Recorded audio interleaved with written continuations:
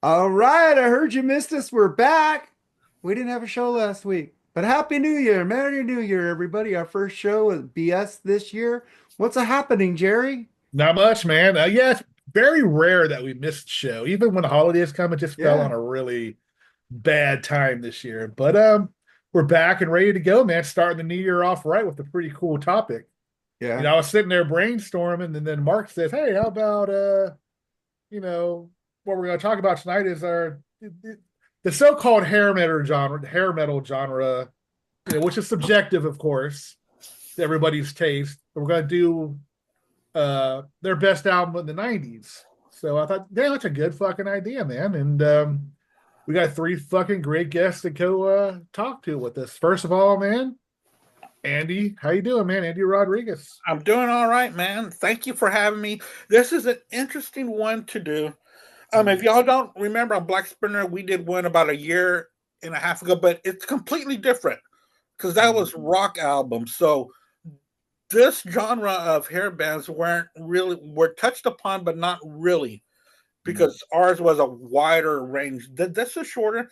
What I did is I compiled the most popular bands of that era and then looked what they did in the 90s. So some of my albums I'm going to like, some of them I'm not. So all because they're on my list does not mean that they're winners on my list. But I'm excited to hear what everybody has to say and what their choices are. And then his partner from the Black Spinner Circle podcast. And I haven't said this in a while to Al, but when he first came on the show, I said, man, he's got the fucking coolest page for his podcast. Be cooler, be podcast out. I always thought that was fucking cool. I still think it's one of the coolest names out there. How you doing, Al? Thank you, man. I appreciate it. Yeah, no, I'm glad to be on, man. I kind of nudged Mark to get me on the show because I was like, well, he was saying like, well, you haven't been on my show in a while, so I know. I've been saying, Right. I've been trying to get you for like 6 or 7 episodes. I asked him if you got room on the show. It's a good topic. I'd like to come on. He's like, sure. So glad to be on. Thank you guys for having me. Not a problem, man. And then the third guest is man, I always had trouble with his last name, but he's a cool guest. Tim W, man, how you doing? Tim W. It's Wirasnik. How hard is that Wirasnik. name? I'm still rocking in the free world, man. That's good to hear, man. Nice. I'm excited. My college football team made it to the top four. I mean, the semis. So I'm excited about my Notre Dame Fighting Irish. Guess what, Jerry? Guess what I'm drinking? What is it? Jameson. There you go, man. For you, Cool. because I was actually having to crave a desire to listen to you too a little bit earlier. I'm like, everybody should listen to you too. No, I'm not that. Old you two I like. Except Zooropa. Zooropa sucks. You're gonna listen to Irish. You listen to Thin Lizzy. I knew you were gonna say that. I was making a joke to somebody about that. I'm gonna say I barely got into Thin Lizzy, maybe like late '90s. I'm sorry. And I listen to everything they have, and I still go back to YouTube more. It's just maybe a timeline thing for me of when I got into YouTube more of a kid than I did with Thin Lizzy as an adult. So I love Thin Lizzy. Thin Lizzy's awesome. They got one of the greatest live albums, Armed and Dangerous, I think.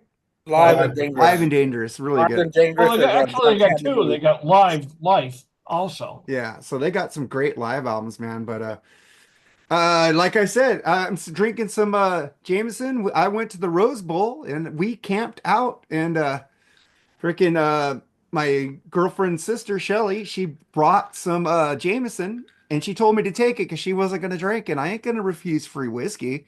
So I took the rest of the bottle because I brought some pickle juice. She brought the Jameson. We had a pickleback. You guys ever had a pickleback? No. Seen them on the Tri Channel. Okay, you take a shot of Jameson and you take a shot of pickle juice to chase it. And I thought it was going to be gross, dude. The Jameson took the sting of the pickle juice away. It was pretty damn good. A beer I've used. I'll pass. Everybody says that. I didn't pass because I tried things. People ask me, except seafood. I won't try seafood anymore, but I'll try anything with alcohol except michelada. I don't like tomato beer. I don't want to toot my horn a little too much tonight, but I've lost 44 pounds, everybody. How about it? Wow, that's fantastic. Wow, that's great, man. Yeah, it's been fucking hard, but That's man, awesome though, man. I'm feeling much better. I mean, What'd you do different to make you lose the weight? just got rid of all the whites. You got rid of the rice, the potatoes, sugar, basically just high fat, meat and shit like that, and low carb, like Atkins keto type of thing. Yeah, it's working, man. I mean, I can still have my beers because they only have 2.5 carbs a bottle, so I'm staying under 50 carbs a day, and it's working. So you could drink more whiskey. It has no carbs. That is true, but I like that. But it has a shit ton of sugar. Or there's no sugar in whiskey. Or yeah, there you is. can double up on the carbs and drink a beer that has taste. Oh, that was just a suggestion. So okay, Andy, I'm about when we meet each other and I'm gonna bring a case of Michelob Ultras, dude. So no, dude. You know what? A friend of mine and we were drinking one night, and I said, dude, you know what? You buy the next 6-pack, and I'll buy the next 6-pack, or it might have been a 12. And I said, you can choose any beer you want, and I'll choose any beer I want. He goes, all right. So I went out there. I got this really neat, it was. I forgot what it was, but it was a local Houston beer. He goes, man, that's some good beer. I said, it's your turn, bro. Motherfucker comes out with Michelob Ultra. Fucking love that guy, man. Hey, McFly had your car all the way towed to your house, and all you got for me is light beer. That's all I remember. That's why light beer sucks, man. Even filtered water, light man. beer. I can't stand light beer, but this actually has a taste to it. It really does. It tastes like piss. Hey, doesn't it really? Hey, Mark, it was kind of like when your friend Carlos brought that dirt weed to Floyd. That's the way I felt when someone gave him Michelob Ultra. Oh, that still hurts, man. I don't smoke weed anymore. I quit like a month ago. But there's a gift, man. I'm going to meet you with the Michelob Ultra. He already tried it. He said it was horrible. I didn't like it. He didn't like it. At least get a Miller. Tastes great, less filling. Fuck Miller. Miller sucks.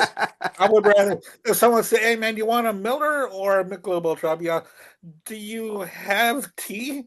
Do you have any? Hey, give me 2 seconds. I'll be right back, man. Yeah, all right. It makes me want to go grab me a beer from the kitchen. Well, go get one, man. Go get a beer. But what? I know you like IPAs, right, Andy? I do. You like IPAs. Right now the winter, so I'm drinking Box right now. Yeah.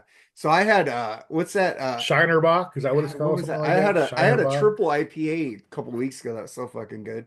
Hypnosis. I can only do the double after a double IPA. Oh well, the triple. I just need one beer and I'm good. Oh yeah, I know. Just one. No, the Shiner Bock. I don't have. This is a different Bock that's brewed like 10 minutes from my house. Called 11 Below is the name of the brewery. But I do like Shiner Bock. I like everything that Shiner Bock. You know what you should bring, Jerry? You should bring him some Shock Top. The what? Shock Top. You love the orange beer. That's fuck that shit. Crappy orange. You got the nerve to fucking make fun of my beer when you drink fruity beer? Come on, man.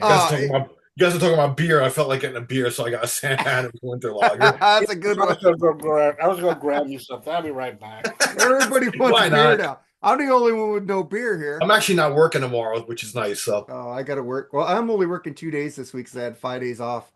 But I hate work. Work sucks. I wish the holidays had ended so people would stop being there so I can relax. I get annoyed when the holiday falls in like the middle of the week. And I know it sucks.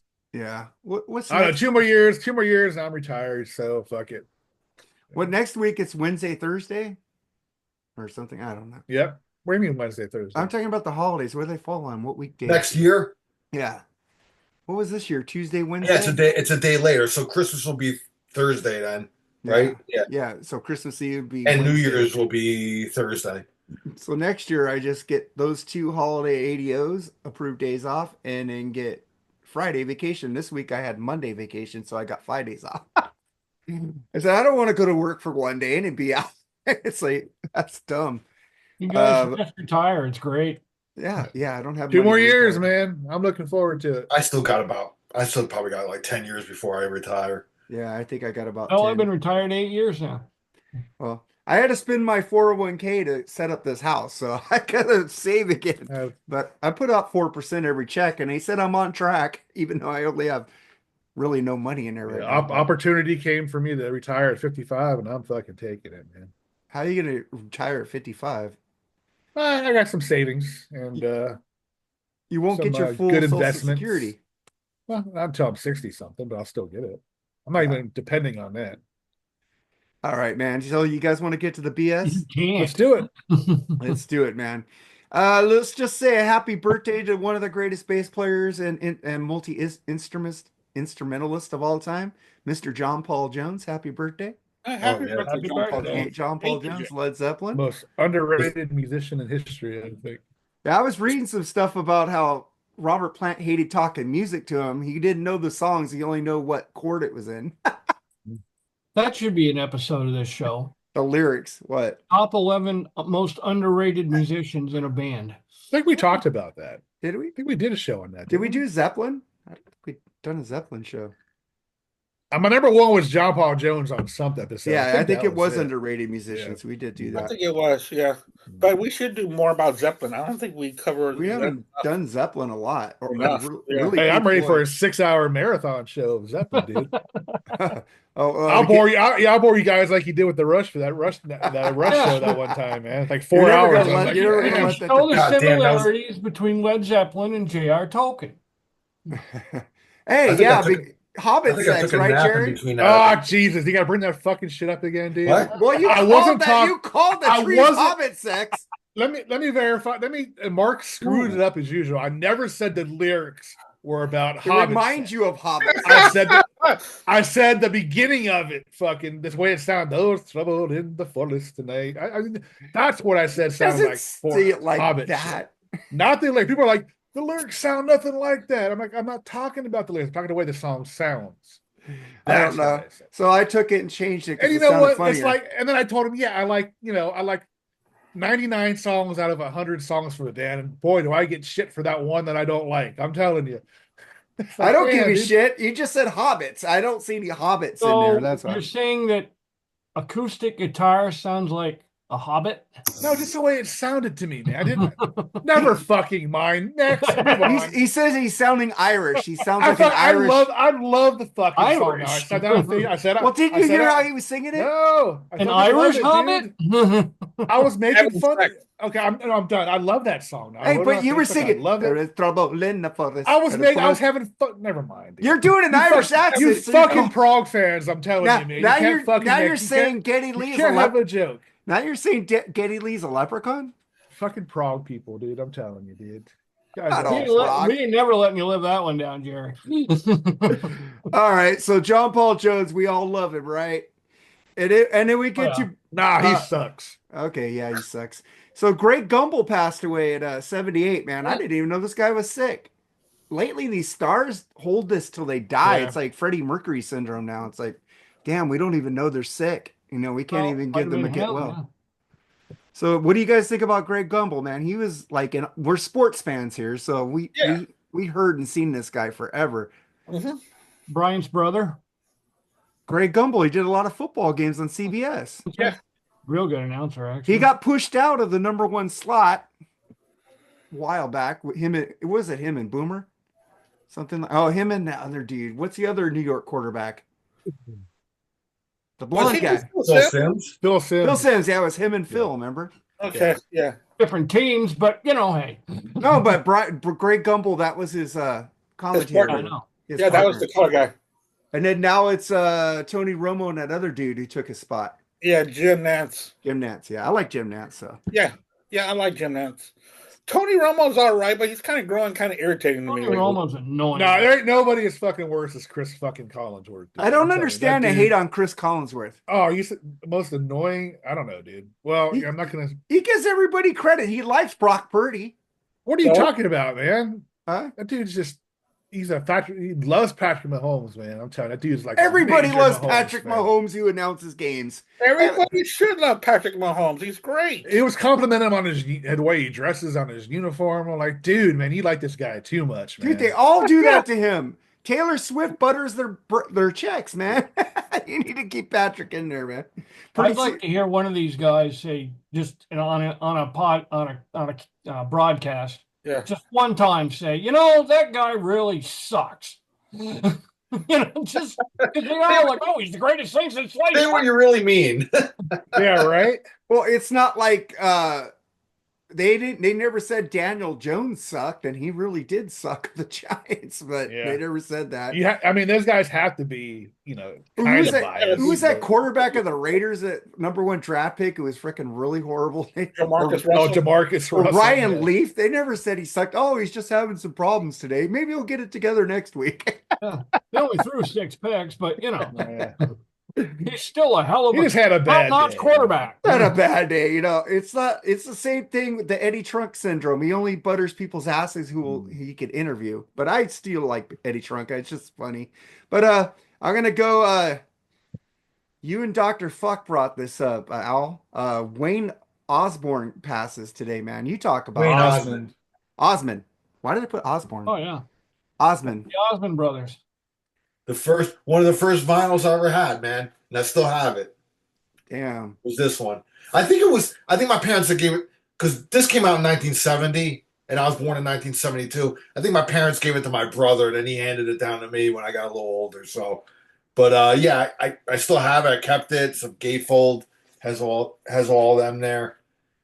Yep. Yeah, and then Wayne's this guy right here. So I think there's 3 brothers that were triplets, because they're all the same age. Oh, really? Well, that's yeah. So, Wayne is the first one from the family to go. Nobody has died yet. He's the first. Oh wow.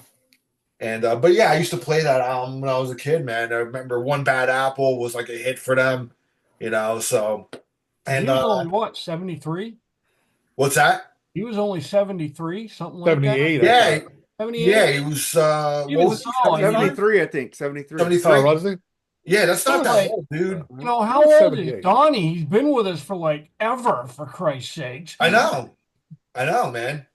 Right? Yeah, Donnie's the only one who gave me a strike. Or one of the youngest. It's that Mormon lifestyle, man. Must keep you young, man. So if this album came out in 1970 and he was 73, because 1970 is already 55 years. Dude, he was fucking young, man. Mm-hmm. Shit. Because Donnie was the youngest of them all, I think. Yeah, he's a fucking little kid. There was another brother that was younger. He's a little kid on here, man. There's Donnie right there. Yeah. There's a younger brother. He was 73. The younger brother had like a stroke, didn't he? Jimmy had a stroke, right? Yeah. Something like that. Jimmy, why do I want to call him Osborne? Osmond. I have seen Donnie live in Vegas. He was pretty good. I'll tell you the truth. He's a pretty good performer, man. I did put some videos of that show, and I got a lot of views on it. And then 3 years later, strike. YouTube gave me a strike because Donnie Osmond Incorporated said I'm not making money off of it. I just put it up for fans, It's like fucking stupid shit. So I took them off both channels because I didn't want to get another strike from YouTube. But then we get to this intrigued me, man. One of my buddies posted this in Freeform yesterday. Triumph says they have something going on in 2025. Some big news ahead. I don't know if it's they have, Stages is celebrating an anniversary this year. So I'm wondering, I don't think they're going to play a live show. What do you think, Al? I don't think it's going to be any live shows. Although I would be surprised if it is, but I just think it's a round of reissues or something like that they're going to announce. They never had any box sets or anything, did they? Yeah, they have. They have a box set? Only the box that they had was that record store Day of Allied Forces. Allied Forces, yeah, that's pretty big though. Oh, okay. It was expensive as fuck. That was really it though. I don't think they can do anything live because I don't think Rick Evans can sing anymore. Yeah, he's retired, man. Yeah, they're all retired. I've had enough. Well, Gil says he can't play. It took him 2 years to get ready for that one show, La Rocklahoma, and the one they did over in Europe. Sweden, the one in Sweden too. Yeah. So he said they did 2 shows. They did 2 festivals. Yeah, and he said that was really hard for him to get ramped up into drumming because he hasn't drummed for years, man. Into playing shape. Yeah. So I don't think they're going to do anything. They did do a song on Rick Emmett's last solo album together. That was pretty cool. Yeah. So I enjoyed that. But if they play live, I would go. I've never seen them. I would too, man. Because I don't think they would. I never got to see him. I don't think they would do a Kiss and give us backing tapes. I think they would actually play live, and I think they would do a good job at it. It depends on where it is. And I was going to say it. I don't think they're going to do a how whole much the world tickets tour. were. Maybe do 20 shows, North America. So you never know. I think that's too much for them now. I don't know, dude. We'll see. I would love one band I missed.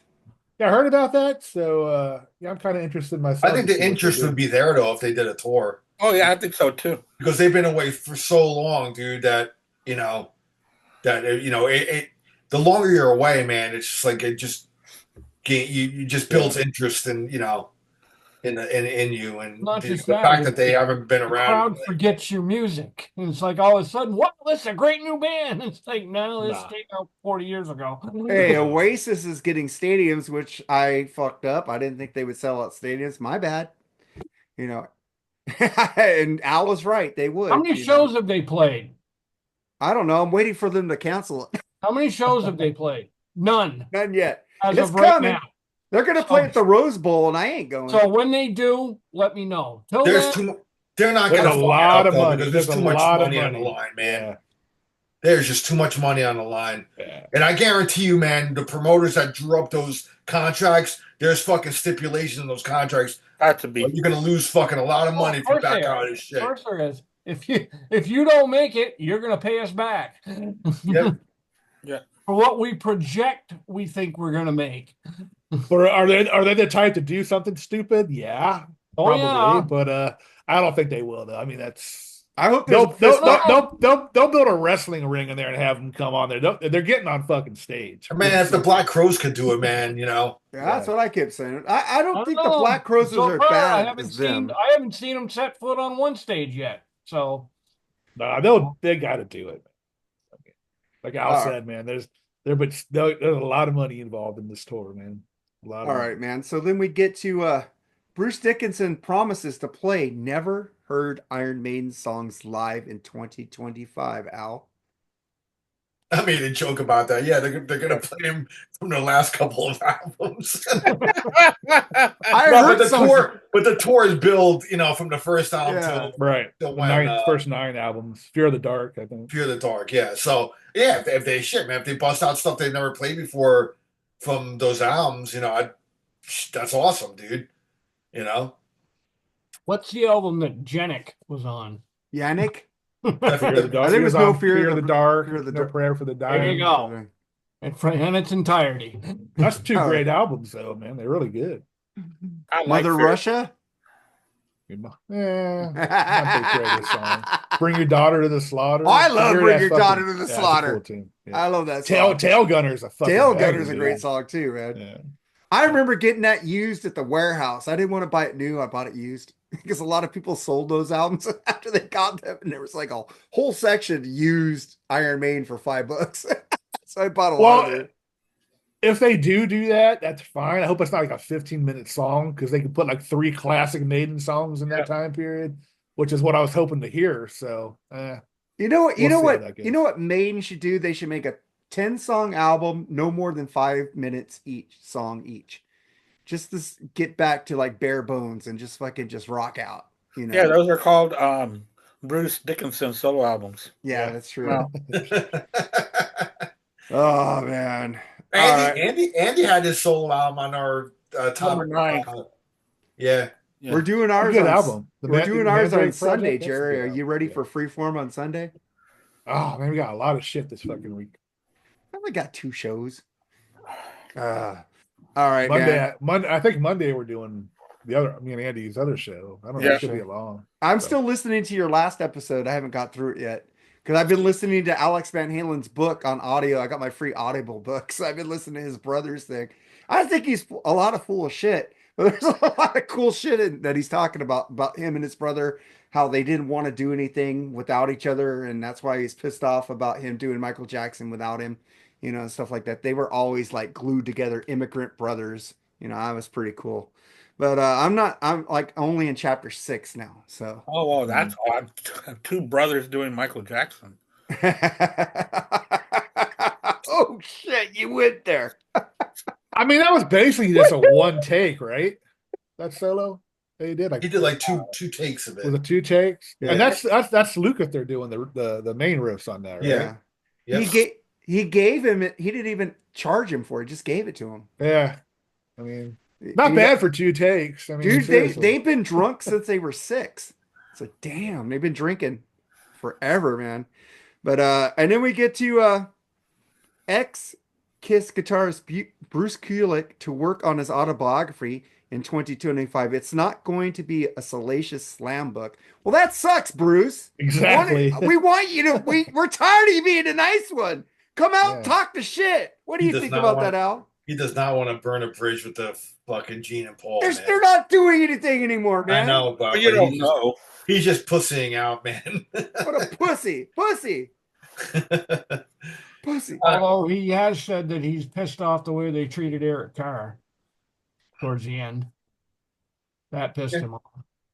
I think everybody in the Kiss universe is upset about that. I'm tired of this homogenized fucking Kiss shit. I want to hear the dirt. I want to hear the fucking shit. I want to hear the real fucking dirt on this band. The problem with that band is you don't know which one is telling the truth, man. You don't. I think Bruce would. I think Bruce would be the only one who would tell the truth. Him or Peter Criss. Those two, you know. Peter Criss ain't gonna say shit. No, like he did in his book.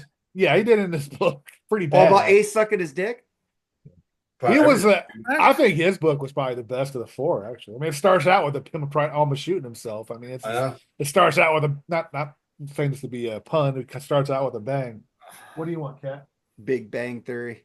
I'm just going. Fuck! I'm tired of these people homogenizing things. I just want to hear the dirt. Maybe he's afraid of lawsuits and shit like that. But if he could back it up, and if it's all true, then why not come up with fucking Gene was an asshole, Paul was a dick, Paul controlled. I want to know all this shit. Why the fuck didn't you come back when they got back together after the makeup? It makes no sense. I want to know why. Why did you have to bring in fucking Tommy Thayer? You're better than Tommy Thayer. You should have been back with them. I think Bruce actually got along good with Gene. He was the one that got along good with Gene. I think it was probably Paul that he would probably. Why didn't he come back? Because he was kicked to the curb before, so he's not going to come back. Are you kidding me? Eric Singer did. He came back. He's got a little bit of self-respect. Eric Singer came back. Eric Singer is a hired gun. That's all he's ever been in a band. He's, Well, Tommy Thayer was their fucking ass. The one band that I can remember that Eric Singer started, he left after the first album. I'm just going, man. I want to hear some dirt on this time. What do you think, Andy? Don't you want to hear him fucking stop being a pussy and just talk about it? Not really. No. I mean, I'm not going to read it anyway, so I'll listen to the audiobook. What about you, Jerry? I can care less. I mean, I don't know. Out of all the members of the band, I mean, is Bruce Kulick, going to be an exciting book, you think? I don't know, man. Well, I like Bruce Kulick in the band. I do too. I love the guy. Great guitar player, but I wouldn't want to read his book. I don't know. To me, Bruce Kulick was, out of the members of the band at the time he was in, he was the most vanilla in the band. Yeah. Even in Tommy Thayer? Well, at least he didn't copy Ace. Tommy Thayer. You know, Tommy Thayer does Ace's riffs exactly the way Ace did it, and Ace was sloppy, so I don't know how the fuck he keeps doing it. Tommy had to teach Ace his old fucking licks when they did the reunion tour. So yeah. But Mark, that's what he gets paid to do. That's his job. But Bruce Kulick didn't copy Ace's riffs; he did it his own way. Right, but they probably told Thayer. But that's the way. That's the way they probably wanted in the '80s. You know, they wanted to differentiate themselves, especially when you're in Ace's makeup. Yeah. That's. Well, I think it's the whole makeup. It's the whole makeup factor, man. It was just they're in there. They're playing a role. You got to remember, Bruce had the freedom of not being in makeup. Well, Bruce said he would have worn the makeup. They were just a rock and roll band. Well, pop rock band, but you know what I mean. Well, I read that Bruce said he would have wore the makeup. He would have wore it. So. I heard he would. Are you sure? No, I thought he said he would. I thought he said he wouldn't have. Yeah, that's what I heard too. I'm not a Kiss nerd, so I don't know all this ins and outs. But let's get on with the episode, Jerry. What are we doing, man? All right, we're doing our like I said, it's subjective to see what a hair band is. I personally don't like that term, but it's more of a time period, I guess, when these bands first came out or made it big. But we're going to talk about the so-called hair bands and what the albums they did in the 90s that we liked, or I think Andy said he disliked some of them. I think, is that what you're saying? Nobody told me anything about 90s. I did say 90s. 11 hair bands, and I said 11. I told you yesterday in the chat group it's 90s. I told you 90s. I didn't see that. I just saw 11 hair bands, dude. Even in hair bands really popular in the 80s. That's why we're doing the 90s. So you need to fix your list. It's got to be 90s. My list is fixed. My list is set. You went fucking way off topic because I said this to you a million times. Tim. No, you didn't. Yes, I did. You said it's in the title of the chat. Bands. Hair bands to me are 80s. Yeah, but they released the music in the 90s as well. It says in the chat, it says our top 11 hair metal albums from the 90s. Do you read? I didn't see it. And then I told you yesterday it's from the 90s. You didn't tell me that. I did. You said 11 hair bands. No, I didn't. I said 90s. You 90s. never said 90s. I said 90s. All right. Time. So anyway, let him do his hair list. Bands from me, but I let him do it. This is gonna suck. Everybody's done their 80s hair band list. We're doing 90s. You know what? I'm going to do the hair band's title too, just so I can do it with Tim. How about that? Me and Tim will do it together. We will work with everything, Mark. It's all right. I know, but I'm pissed off because I double checked with him 4 times. That's why. Al, what do you got for your number 11, dude? How to piss off Mark Alden Taylor? Yeah, you don't listen. Oh, right. My number 11, I'm going to go with the band Love Hate, Blackout in the Red Room. Oh, that's a good one. Came out in 1990. They just made it. First album was released in 1990, so they were a bit more like. First of all, sometimes the hair band thing, I don't like that term either. But the whole scene started changing after Appetite fucking was released. After Appetite for Destruction was released, that's when bands started fucking the whole image started changing more into like a biker black leather kind of like more of like like for me when I think of hair bands, like true hair bands, it's like Poison. They'd like to me they're like the true hair metal band. But there's the whole scene in the 80s, man. It was just like bands came out of that scene that some of them on my list are not. I wouldn't necessarily say that they're a hair band, but they came out of that scene, so they kind of qualify. The whole their kind of sound a little bit, and they're just the whole just the sound of the band. You know what I mean? So Tesla, I never considered them a hair band. Nope. No.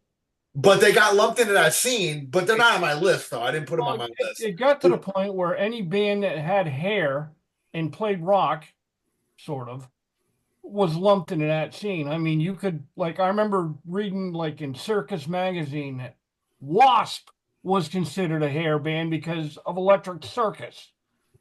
And I'm like, are you kidding me? But that Los Angeles Sunset Strip era bands and stuff like that. Yeah, I mean, Wasp was a lot more tougher and darker, but I agree, but they still wore makeup and they still had the fucking look. Mm-hmm. You know what I mean? So especially early on. Anyway, my number 11 album is Love Hate, Blackout in the Red Room. The singer Jizzy Pearl singing for Quiet Riot now for quite a while. But this album I think is really good. It's got like that sleazy, just kind of fucking LA, gutter fucking kind of thing. Like again, when Appetite, see the whole scene I think changed when Appetite came out. Once like Guns N' Roses came out, it started changing, man. Like everybody says, grunge was like the final nail in the coffin, but the scene got like watered down by that point. Big time. But when Guns came out, I mean, everybody started fucking rethinking their look. The hair started coming down. They started getting more of a tougher street, kind of like, a lot of the bands, not saying everyone, but, They were definitely a lot. They were definitely a band that changed things too. That whole album, and from that time, Guns Appetite came out. That's when, because to me, peak glam was like '86. That was like the peak year for like glam metal. You know what I mean? So after that, when Appetite came out, that's when it started changing. But anyway, we're talking about I'm talking about '90s things. Love Hate definitely fits the criteria of a quote unquote glam metal band. Yeah. But a little more dirtier, a little more sleazier. And dude, a lot of these '90s albums, it's all kind of like that. Nobody was like really doing. The older bands got more serious, a little heavier, and shit like that. I mean, I'm still putting them in the hair band category, but there's really no hair bands. Hair band really kind of got wiped out in the '90s, man. Everybody was rethinking their look and sound. So, but it didn't work for these bands. That's the problem. They were still considering them hair bands. Yeah, because they came out of that they wanted to accept the change. Sunset Strip scene. So yeah, they wanted to accept that they changed their sound. You know. Yeah, but Love Hate, Blackout in November. That's my number 11. All right, Andy, what do you got, man?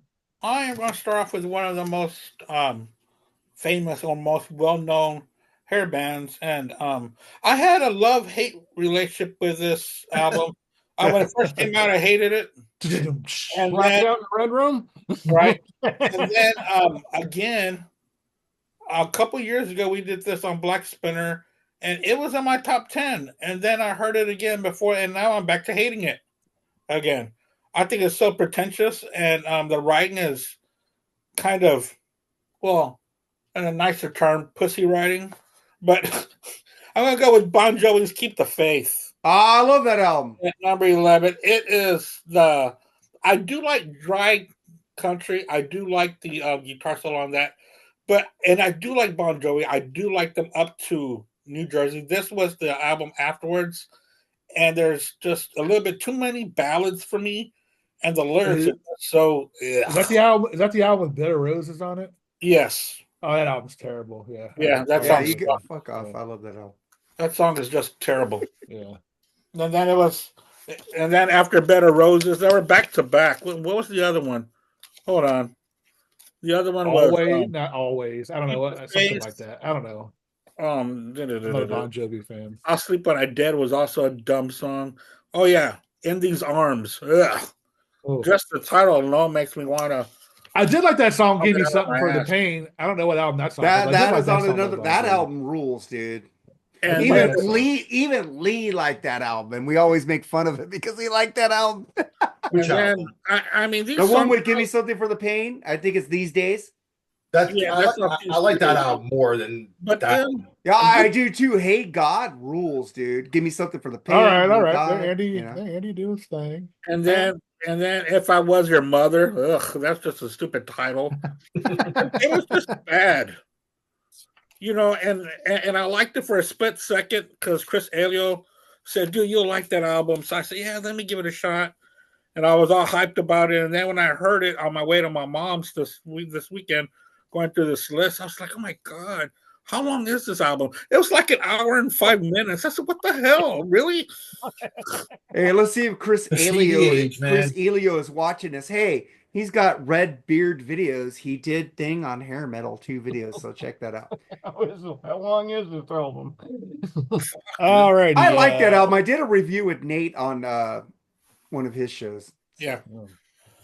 All right, Jim. Whatever you got. What do you got for number 11? Let me name my parameters here. I tried not to go for what I would consider obvious bands from the hair metal / glam genre. I tried to go for more bands that, you know, I mean, there are certain bands that are just so obvious it's not even funny. And either like they came out with their debut album that was glam, or they went into the glam genre for an album or two and came out. I mean, I didn't put bands like Metallica that could be. No. Just with their look when they started out with the feathered hair and the whole 9 yards. Or I didn't put bands like Autograph or LA Guns, or because they're just too obvious to me. Well, Autograph didn't make an album in the 90s. I feel know. I feel some Brittany Fox coming on. But because Mark led me astray yet again. I did not. The title of the chat group with a is 90s. category. He never mentioned 90s. I told you a million times. No, you didn't 90s. tell me. I said 90s. You didn't tell me once. Everybody in the chat group was talking 90s albums for the last week. I don't care about everybody else. You know, when you put the title 11 hair metal bands. I said 11. I said 11 90s. No, I said you 11 did 90s. not. Go No, look you in the didn't. fucking chat group. What does it mean? No, you didn't. Yes, I did. So, anyways, Andy that's the told me way, the chat that's group the was way named I 90s. took it. That's the way I'm presenting. Because you don't My listen. number 10 band It's is 11. a band from Phoenix, Arizona that has You had mean people 11? like Michael Number Bateo. 11, Tim. 11, Tim. 11. Michael Bateo in it. Todd Chasian in it. And a guy by the name of Stevie Rochelle. Tough. Well, Aaron Camaro's giving you a hug. They released That's a an good album. band. I'm thinking of Rough Cut. I got the wrong band. I can't Tough remember released Tough it. too much. Tough came out in the 90s, didn't they? I Yeah. thought so too. That- Rough fine. Cut was Well, like- at least you got something right. But they were signed in 90. Yeah, so it's a 90s. Yeah, that's but good. That doesn't mean all my list is going to be of the 90s. Yeah, because you don't listen. That's a band. That's a band I'm not familiar with either. Rough Cut. I mean, Tough. TUFF. Rough Cut. I am. Tough. I'm not. Yeah. And I didn't Got put like confused. the Zeros or anything like that at Sunset Strip Band, but All right. Mark, what do you got? Number 11, dude. I'm just gonna say all these albums I own except my 11 and 10, and I have them on digital on the 11 and 10. But I'm gonna do an album that me and Aaron Camaro and I think Lee reviewed. Enuff Z'Nuff, Strength, and That's your this made second one, right? in 90s. Yeah, I went back and looked because Aaron Camaro got me into this band. I knew Fly High Michelle, I knew all that stuff, but this album Strength is really fucking good, better than the debut album. Really fucking great album. I fucking love it. So Strength by Enuff Z'Nuff is my number 11. My number 11 is I'm with Al, man. Fucking love, hate, Blackout in the Red Room, man. I love cool. that fucking album, dude. Is that Great a killer songs on album, it, man? It is. They're all like, decent 2 or 3 minute songs. They're really good, man. I mean, Blackout in the Red Room song. I mean, Slutsy Tipsy. That's a good glam song. That's where you can tell that they're a hair band. They got a song called Slutsy Tipsy. So Yeah. Straight Jacket. Why do you think they call this dope? I mean, it's just loaded with great tunes, catchy fucking tunes too, man. And what Al said is they're like a nasty, like a raunchier, sleazier type of one of those bands. And I think they had what? They had 2 albums or 3? No, they have like 5. Did they really? I'm only Yeah, familiar with like they're the really 2 of good, them, I dude. think. All their albums are good. But what That first Jizzy one's the wasn't. best, though, man. Yeah, but Jizzy wasn't in the 3rd, 4th, and 5th. He was in one, all huh? of them. Was he really? Yes. What am I thinking of then? I always. I don't get know shit what you're wrong, thinking so of. maybe. Okay, well. But anyway, that's a great fucking album, dude. And I'm glad Al mentioned it because I thought I'd be the only one to mention that one. So, I almost mentioned it too. all right, number 10, Al. All right, my number 10, TNT, Realized Fantasies, came out in 1992. The great Ronnie Latecro, the great Tony Harnell, fucking, they're still like in,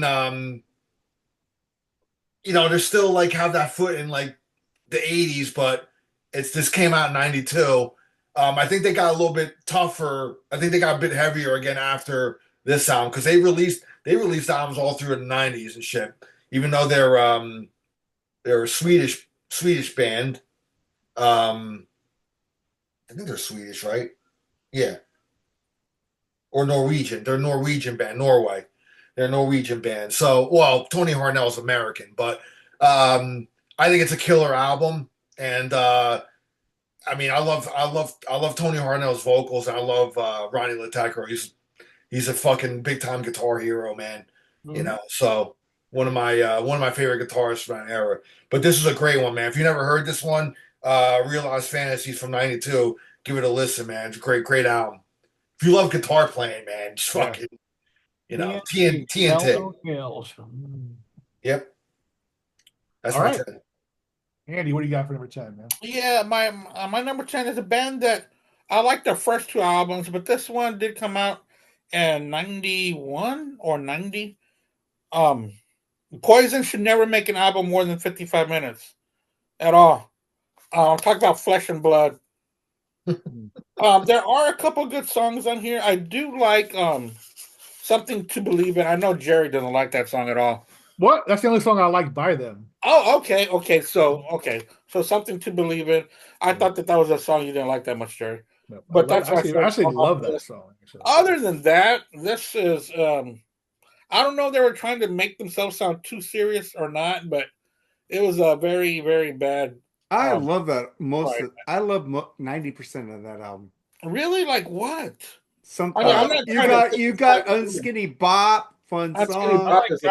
You got Flesh and Blood, Sacrifice. I like that album. It's got a good groove to it, man. Ride the Wind is pretty good. Ride the Wind is really good. All right, but I love Ride the Wind until I found out they didn't write it. But a lot of it is a lot of hit and miss on this one. Well, there's some stupid songs on there, but that's why I said 90% of the album's really good. Number 2 on the Billboard chart. Yeah, because this was a big hit. I saw them on that tour, man. They were really good. Oh no, they're great performers. Yeah, they really are. I've seen them countless times, and they're great live.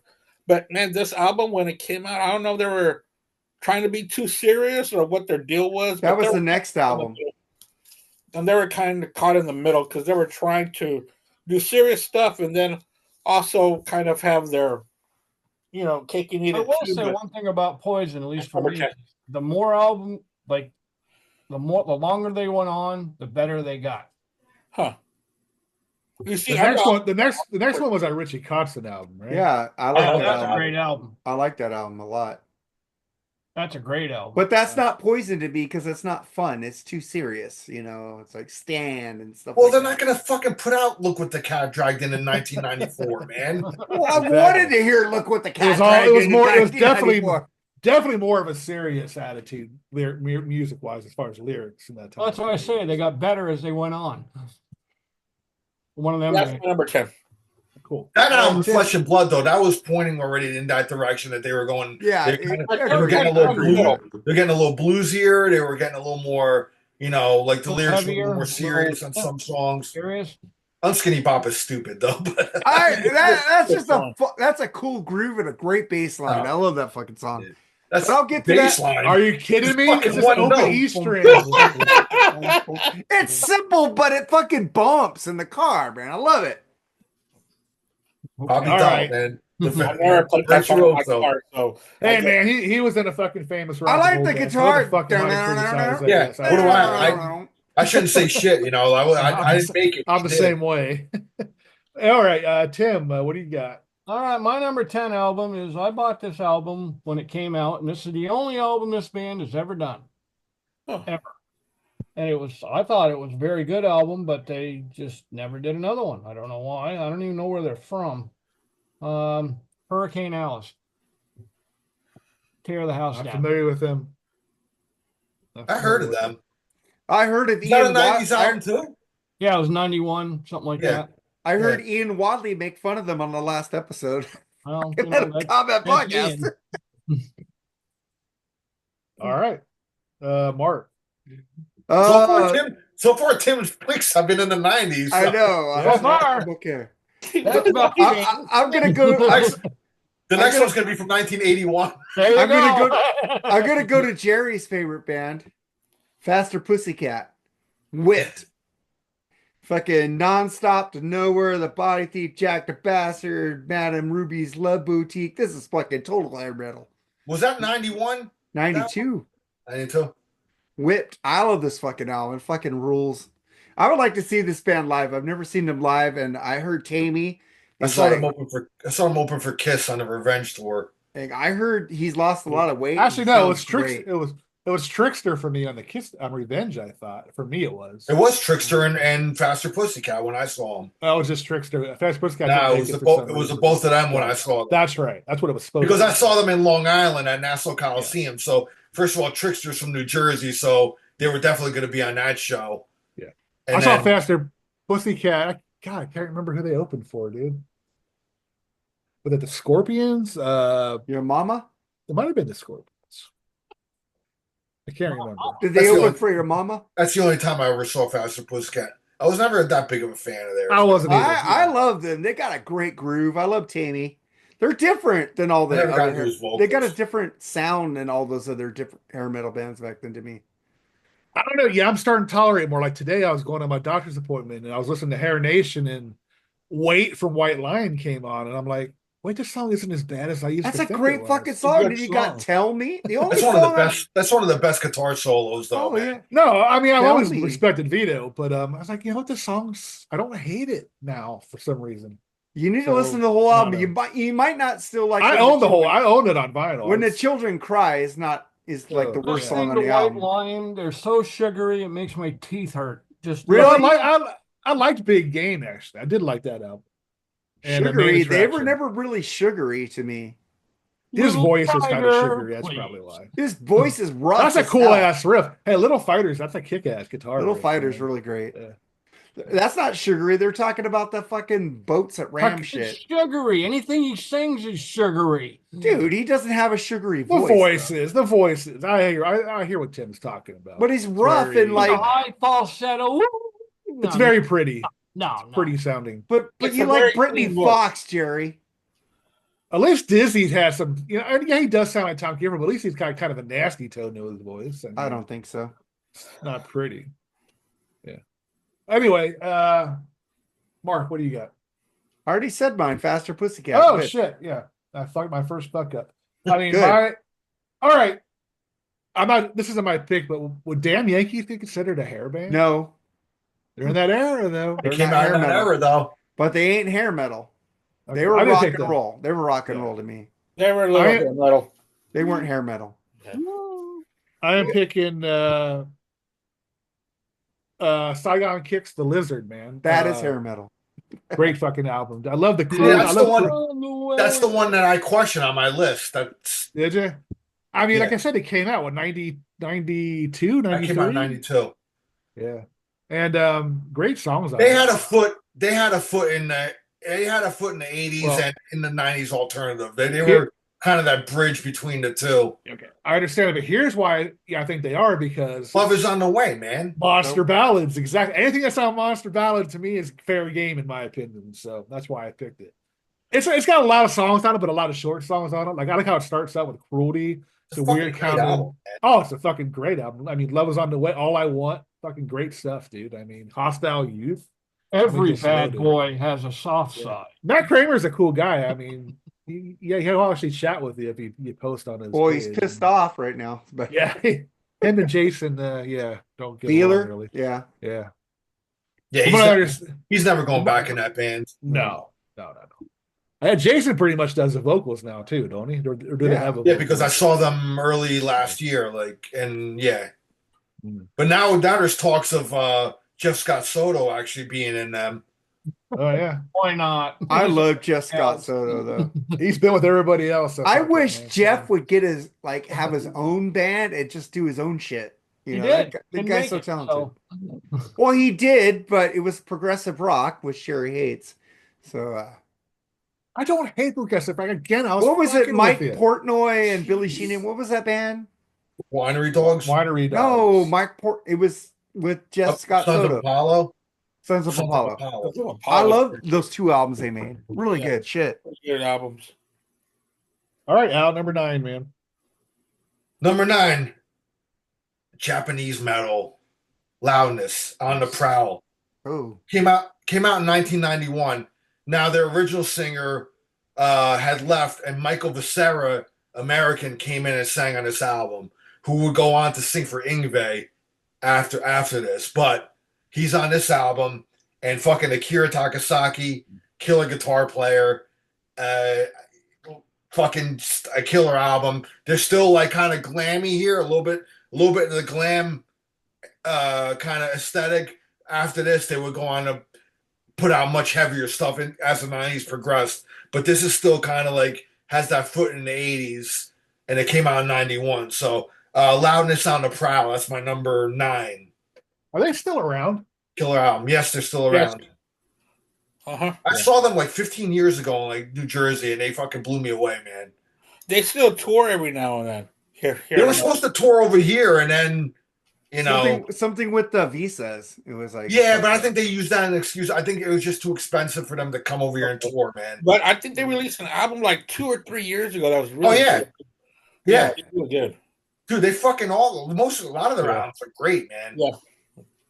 I probably need to get into them. Ruben De La Rosa told me off when I said I don't like. Dude, honestly, man, try this album On the Prowl because Michael Becerra is an American singer. It might help you ease in a little more because I didn't like the first album at all.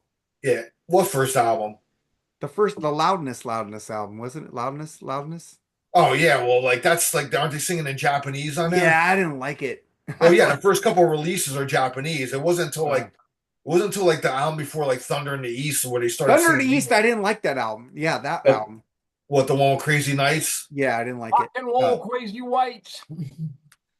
Ruben De La Rosa said, I don't want to talk to you anymore, but he still talks to me. When I said I didn't like it. I think the vocals are great on this album. Michael Becerra, man, kills it on here, man. So if you want American vocals, check this out, man. I wrote it down right here on the pro. Yeah. Got it. Check it out. All right, that's my number 9. All right, Andy, what do you got, man? I'm going down the list of hair bands that were big in the 80s and what they released in the 90s. Now, Def Leppard had its ups and downs throughout the 90s, but they did turn into a hair band during Hysteria. They released 3 albums in 1990. Which one am I going to pick and why? Well, I went ahead and picked the last one of the 90s in 1999. Good one. They picked up. They released Euphoria. Euphoria rules. Oh, Jesus. No, Euphoria, man, it was better than a lot of the shit that came out before that. Yeah, it was better, but I like half the album of that. Let me tell you something about their ballads. Def Leppard writes some of the worst ballads of all time. I Miss You in a Heartbeat rules. They're just, if they would just stick to their guns and play rock and roll, they'd be good. And Euphoria has a mix match. Euphoria has a really good tight sound from back in the day, like a Pyromania kind of era. But then they have to stop the roll with some sappy ass updated. I agree. I agree. But that's how they get the bitches to the shows. Well, I guess that's why I'm not a bitch. I'm a bitch. I go to the shows. It should be they get the bitches to their shows because of their music, not because of their ballads. Dude, it's like you got Skid Row, which might come up later, but they went for the album with all the ballads, and the next album they didn't do a ballad. Well, let me tell you why Def Leppard did the ballad. Because that was the only thing selling for that type of bands back in the era were ballads, man. So that's why they did a lot of ballads. And Joe Elliott said it himself. He's like, the audience got better looking because there were more girls. So yeah, that's what I'm saying. They wanted the bitches. Def Leppard lost all of their musical integrity when they fired Pete Willis. Plain and simple. He was kind of. I mean, he was. I think their music integrity went down when Steve died. Because he was a main songwriter of that band too. Yeah. So I agree. But Euphoria was a change away from electronic drums back to acoustic drums. So that was a change in their sound, harking back to the day.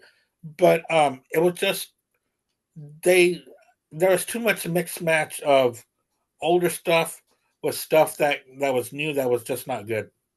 So Euphoria to me is kind of a 50-50 album. I was just gonna say Paper Sun, Al. That's a great fucking song. Good song. Yeah. I can find like 1 or 2 songs of merit, like on all those albums, that the later albums. There's from Adrenalize. I hate that album, but White Lightning is a great song. You know what album I think that's a great. And Tear It Down was good. Those are the only 2 good songs. You know what album? I can find like 1 or 2 songs. I can make a compilation of one album from I hear you. all the albums. I could probably do the same thing. You know what album I really hated that I started to get into lately? 1 or 2 songs is not a good album. Slang sucked, dude. I know it sucked, but I started listening to it lately. It's not that bad. Compared Yeah, to what? no, I'm not going to listen to something because They went to in a different direction. They tried something different, and it was fucking cool. I liked it. well, that's when they were trying to go back to that glam of the '70s sound. Yeah, Yeah. I With like the that. glam of the '70s. So And I don't like glam of the '70s. I love T-Rex. I love David I don't like Bowie. I love that T-Rex. shit. I I don't love like Mott and T-Rex. Hoople. I Jerry like sent me a Ian, what was it? Ian Hunter album. He didn't like it. I liked it. Yeah. I do like Ian Hunter though. I do like him solo. Yeah, he I gave me an album by him. like It's him really in, good. but I didn't like him in Mott the Hoople. I don't like Mott the I Hoople. love Mott and Hoople. It was too English for me. That's it. I'm done. All right, Tim. My number 9. Am I on 9? 9. Number 9. Number 9, number 9, A number band. 9. They released, I believe, 3 albums, and they're an 80s band because, again, their bassist took over as lead singer after their first album, their debut album, I believe. And then he went on to join Manson. I'm talking about Shotgun Messiah. And that song, Don't Care About Nothing, the lyrics are fucking stupid, but it's got one of the best riffs you'll ever hear in any rock song ever, period. End of story. All right. So, Cool. Shotgun Messiah. All right, Mark, what do you got? I'm going to go to 91. This band Kicks called Hot Wire. And if people don't say that's a fucking Great album. not a fucking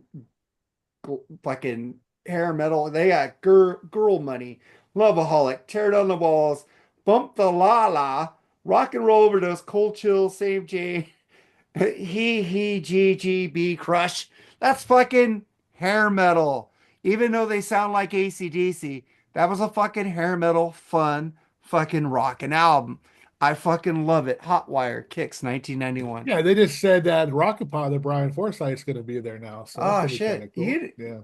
Nice. I won't be there. I'm just going to go to the day of the pod. Well, I 'cause I'm hope you close, so. you need to make new cards for us, Jerry. Yeah, well, I got a whole bunch of them with Charles in the picture still. That's a good, Hey, that's a good who? underrated album, though, Mark. That's a good underrated Yeah. album. Hot Wire is a great album. I love it. All Like I said, I have all these albums except my 11 and 10, but I have the 11 and 10 digitally. So All right, my number 9 is, I've been making fun of wimpy ballads you guys like. Here's a fucking band that's loaded with wimpy ballads. So I'm a fucking hypocrite, I guess. But it's a band that was mixed with members of the band Sheriff and the original Heart. It's a band called Alias. I don't know if you guys ever heard of them. Yeah, I heard I heard of them. Uh, Love Comes something. Love something. yeah. What is it? Love something. I can't They remember. only had like 1 or 2 albums, right? Yeah. Yeah. They Say What I Want to Say. I mean, More Than Words Can Say was their biggest hit. Yeah, And there it it was is. But I got that album. I got it. It was actually, I got the cassette. I didn't know who they were or what they were. I was like, I'll give this guys a try. So I was trying. It was like 4 for $10 used cassettes back in the day where I was. So just grabbed it, listened to it. It's it's kind of catchy. I mean, Freddie Kersey is he's a great singer, man, from Sheriff. I mean, and Steve DeMarchi, the guitar player from that band. It has DeRozier, Fossen, and who's the other guy from Heart that I'm forgetting? Guitar player. And, yeah, the 3, the bass player, guitars, and Howard Leese. Howard No, Leese. not Howard Leese. Roger Fisher. Roger Fisher. But yeah, it was a good album, and then they made some pretty good. It's soft, it's mellow, but it sounded very good, man, and I kind of liked that. I listened to it more and more. I liked it even more. So it's a good mellow album.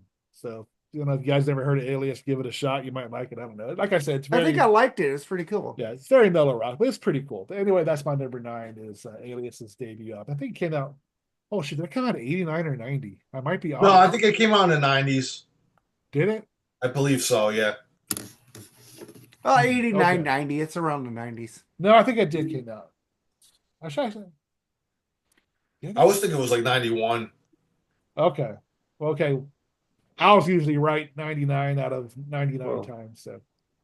Well, let's look it up. Let's see. Alias. Their debut album. I could be off on this one. If I'm off, I apologize, guys. I know they came out with another album like in 2009. But 1990. oh shit! I just fucking made the deadline. Yeah, and they had two. Cool. They had 2 albums. Yeah, 2009 was their next one. So yeah, fucking long time. But 1990. So you made it, bro. Cool. I was worried about that one. I'm like, wait a second. I remember 1989. I thought that came out. Okay, cool, awesome.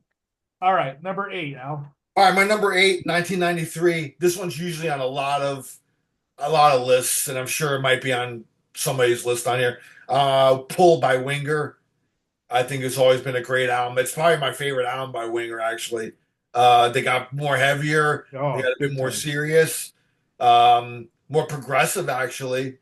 But, they came out of that hair metal era, so, if you listen to the album, though, you probably won't consider it a hair metal album, though. But they were a hair metal band, but, their first album, you won't. Their first album was straight up hair metal. The first 2 albums, so. In the Heart of the Young, they kind of got a little more serious. It's hair metal, too, man. It's hair. I mean, I love every Winger album.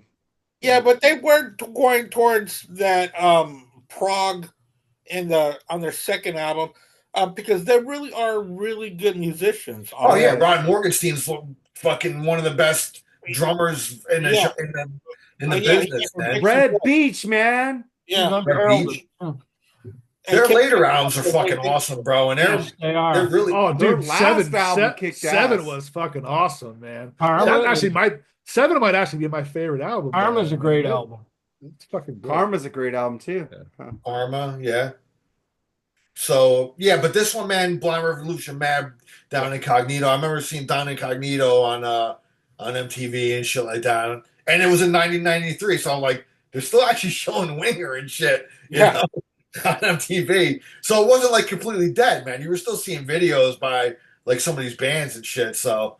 And I was like, wow, I was pretty impressed, man. I was like, good. But you know what? I actually didn't buy that album until much, much later, though. I still didn't run out and buy it, Same. So, but yeah, it's become one of my favorites, though, from them. So, Pull by Winger is my number 8. Andy, why don't you go ahead while I give the best one? Yeah, well, while I was going through this list, it wasn't grunge or Guns N' Roses that killed these bands. It was the bad albums that they released in the 90s that people weren't gravitating towards anymore. And that's going to be we're at number 8, right? Yeah. Number 8, I'm going with Rat Detonator from 1990. I never really considered Rat as a hair band in the 90s. I love that album. In the 80s. But this album, when it came out in 1990, it's like they were trying to fit in with what bands were releasing in 86 when Rat was ahead of them. They took a step back on Detonator. I love Detonator. I just thought it was just too much of a glam album when they weren't even a glam band at all. They were because they were writing with Desmond Child on that album. Yeah. I love Shame, Shame, Shame. Heads I win, tails. There's a couple good songs there, but that falls on the bottom of my Rat. Yeah, really, I think Rat 99 is the bottom for me. Well, that's the bottom. But bottom, yeah. I think Detonator's right above that one. Yeah. So I haven't hit the stride on my good albums. They're coming soon. They're just not quite there yet. They're progressing on my list. I did my list a little different. So Detonator by Rat, released in 1990. In fact, it was the last one with Crossier. Man, you can get a hit. You can get a hit writing with Desmond Child, but your credibility goes to the bro. Just talk to Kiss about that one. Well, talk to Aerosmith too. But Aerosmith, Kiss. But Slippery When Wet. Bon Jovi. Holy shit, man. Yeah. Hey, man. Gary, you're muted. Hey, but Desmond Child's a rich motherfucker, though. Hey, listen. He writes the hits for a reason, bro. He gets Yeah, I was gonna And say, Warren, Raul Diane Jimenez. Warren, another one, man. I Yeah. mean, yeah. Bret Ron Hart. Neverson, yeah. Holly. What's it? Holly. Ollie, Holly Knight. Ollie Knight. Knight, All yeah. right. Yep. He was like the Barry Manilow of the '80s hard rock scene. Yep. All right, Tim. What do you got, man? Oh, number 8. I gotta go with one of the back to the 80s. They're one of the glammiest hair metal bands that ever fucking walked the Sunset Strip. And They were glammiest band that ever glammy. Band. Gotta go with Faster Pussycat on that one. What, their first album? Well, first couple albums were just nothing, straight up All of glam. them in general. And then their image and the whole fucking nine. They embodied glam metal. Pretty much. Bathroom Wall. I mean, come on. Great song. Great song, but it's Yeah, glam. that was a tough review when we did that one, man. I love Wakening when it's But over. I did say Fuck I you, liked House of Pain though. So Yeah. I didn't like it at first, but it song just grew on me. It's just I don't know. It's, like I Well, said, go listen I like to it again. I like Alias. So and they got the really you like soft White ballads, Lion so I now, really so you can't- might like Faster Man, Pussycat that's again. shit, man. I was getting really Alias- hard. I was getting hard and heavy for. I mean, like in thrash and shit. I mean, grindcore shit like that. Now it's See, getting mellower. A band like Alias is like one of those. I'll be right back, guys. I don't think it's. I don't think I would consider them hair metal. I would say they're like that. They're like that AOR melodic rock kind of.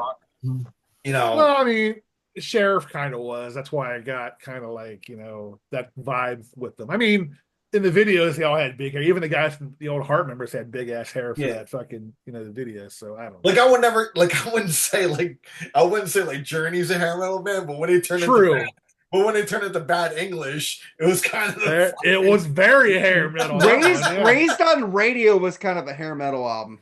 Nah, that wasn't heavy, dude. It wasn't heavy, but it was like melodic. very ballad. Well, you don't have to be heavy to be a hair metal, but I just remember Randy Jackson wearing those fucking big ass pink tights, man. First of all, it was never fucking even called that back then, dude. It was just pop. It was either pop metal or glam metal. Right? Yeah, never it was. hair metal. Yeah, So I agree. I fucking All right, hate it. so Mark, what do you got? I'm gonna go to, let's see here, 1992. I love this fucking album. I love it to this day. I love this band to this day. They make great albums still. I'm going with Ugly Kid Joe. America's I Least don't consider them Wanted. hair metal at all, dude. Dude, come on, Cats in the Cradle. That's not hair. I hate Hey, everything listen, about bad. you. First of Bad, all, bro. it's a remake, and second of all, it's not metal. Hate everything about you. They were considered the hair metal genre. I knew, like I said, there's going to be arguments, and this is Neighbor, subjective. goddamn Well, I'll agree with you devil. on that because they were in that weird middle period, right? Yes. Right, like Saigon Kick, same thing, same thing. You know what I consider But you know why they got their Ugly name, Kid right? Joe like No, Green wow. Gel. They're like a one-off.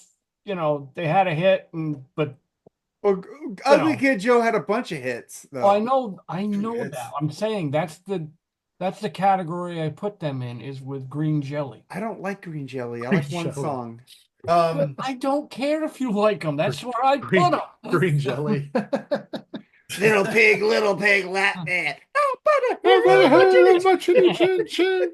You know how Ugly Kid Joe got their name, right? Oh, Because of Pretty Boy Floyd. Pretty Boy Floyd. They did the exact opposite of that band. The fucking Ugly Kid Joe. Is that true? Because I like them better It now. is. If that's the It truth. is. Okay. Pretty Boy Floyd sucks. Ugly Kid Joe Oh, they were rules. fucking awful, dude. I blame bands like that for ruining that genre of Dude, music. Oh, yeah. Ugly Kid Joe It is was- so. I'm so happy they made like their last. They started with EP and they just came back and they're just as better as ever, man. The guy could sing Bon Scott. The guy could do fucking anything. Like a I'm not Whipper saying Train. Ugly Kid Joe's a bad Do band. they have that? Do they have that song? Won't you be my neighbor? Yes, Do they sing that neighbor. one? Okay, I like that song. So Yeah, maybe I won't do you like a be few my of those. my favorite Yeah. song off that album is Goddamn Devil.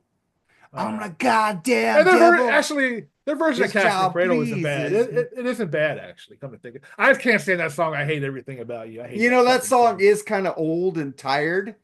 And I hate it when people go, "Oh, that's It the is. band. I That's the admit it's band that catchy, does but I I can't hate stand It was just everything one of about those. you." It was just one of those. What do you call it? Hate everything Like a about- novelty song. It was a novelty song, but they Novelty, went exactly. better. Exactly. Panhandling Prince is a fucking great song. Drinking My Mickeys. I don't know. Maybe I'll listen to them Malt again. I don't liquor know. brew. I think the whole everything I hate about you or whatever. Yeah, it gave him a fucking big hit, but I think it kind of killed them too because the novelty aspect of it. Yeah. You know, I don't think anybody took him seriously after that. That was a cool song though. I liked it. Listen to America's Least No, Wanted. I like dude. that song, dude. I like them. You know, I just think they got kind of killed after that. They didn't last. You got Neighbor, Goddamn Devil, Come Tomorrow, Panhandling Prince, Busy Bee, Don't Go, So Damn Cool, Same Side, Cats in the I Cradle. know Aaron Camaro loves them too, man. Oh, I Oh, love maybe them. Me and maybe I'll Aaron give them always another talk chance. about Ugly Kid Joe. I fucking love that band. I might hear that album after this. I might hear America's Least Wanted fucking rules. It's got I great got that on riffs. CD. I've had it for a long time. That's my number 8. Even though it's considered, I guess, not hair metal. It's in that middle. It's in that middle weird middle period, man. It's like the Cult.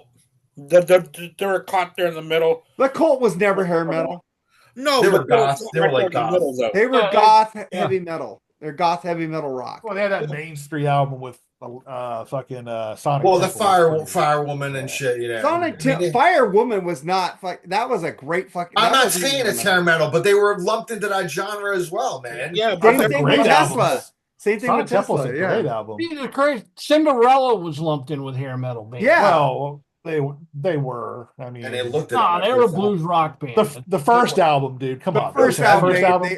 But That was the a heavy album. But the songs on there were not hair metal. Metal album is just that the album cover. Right. Yeah, But yeah, inside of it was a good hard rock album. Hey, look at Tesla. Mechanical Resonance. They got them with teased hair in the picture. They did, yeah. Same thing with Guns N' Roses, but they weren't hair metal. You know, They were trying to sell the image. they were doing the image, but the music did not sound that No, way. they're not. No. Okay, well, my number 8 is, I'm thinking about it now. This band probably does not qualify, and I wish I could change it, but it's already on my list. I'll go for But it. I'm gonna go with Monsters Under the Bed by Honeymoon Suite. I don't know if I'd call them hair metal. Would you?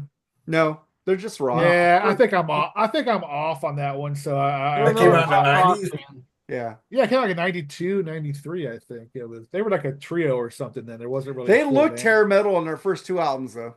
Yeah. Yeah, I first saw them. They opened up. Listen to it. I mean, Actually, they were, because when I saw them open for Heart on Heart's self-titled album, they were very hair. I mean, They had the big hair had on the it. hair on that album, The Big Prize. Yeah, they were very hairy. But I they mean, were like, But again, when they were in that their era, it hit was the there, I look. Got a New Girl Now. That's pop rock. That's Yeah. you know. but it is kind of glammy in a way, though. I mean, not glammy, but It flirts with it a little bit. yeah. But I don't think it is. If you think it is, it is. Don't worry about it, man. Hey, Jerry, it's your Tim's bad got fucking attitude 80s and albums on twisted his list. views. He gives a shit. At this point, who gives a flying fucking anymore? So. It's your They're bad under- attitude and your I did not- twisted views. Yeah, they didn't come out with a new. That's a hair their metal new- song, a little Their bit. new, Yeah. their new album was terrible, but they had some good stuff in Oh, the that past. new album, they didn't write it. Yeah, okay, something was wrong with it. They Did not didn't sound write like it, dude. It was like a couple songs they wrote. I bought it too because I liked one song and I got it. This sucks. Like the new TMG album, they had baby metal on it. This is a great hair metal album right here, bro. Look at that. Hey, Look at that. That, All over the place. that Crazy Horses song had a great lead. That's on heavy, it. man. It's Yeah. heavy. That is one thing like back in the day. I never understood the fucking title, hair metal. I never. Oh, that's new. Never That got actually- it. I never It understood. was made by It's like, thrash well, artists. who- every band's got hair because and they're playing metal, so that sounds more like it was made by this. description It than, was you made know. by the thrash metal artists because all the hair metal bands were getting all the chicks. It's made by the record companies to sell albums. That's what it was And the made. media. Marketing crew. But But that's how the media was I didn't hear that term until like the late at that 90s. time. Yeah, me either. So That yeah, term- that's That term did not come out until afterwards. It came out like the late 90s, early 2000s. It was pretty much glam rock or arena rock or something like that. But I don't know what it was. It had weird names like that. Yeah, I always lumped it with glam rock myself. It was called glam metal and pop metal. That's what I heard. Pop metal. When like Bon Jovi was like pop metal. Yep. You know. And I still couldn't figure out how they got into the metal category, but that's when you were buying metal magazines, you were fucking seeing Foreigner in them too. You know? Yeah. Oh yeah, you were seeing a lot of bands you shouldn't have been seeing, but yeah, Heart was in there, but like Ozzy Osbourne, really? I mean, metal was a much more umbrella term, like in that era. So, you know. Hey, but Jerry, you saw Heart on the '85 tour? Yes, I did. Oh wow, that's awesome, man! Because that was you know, I've told the story before. I would have seen Heart on the '85 tour, but guess what happened? I stole batteries from a store called Alpha Beta. The cops arrested me, took me to my home. My mom sold the tickets. Yeah, you told me I never stole again. Yeah.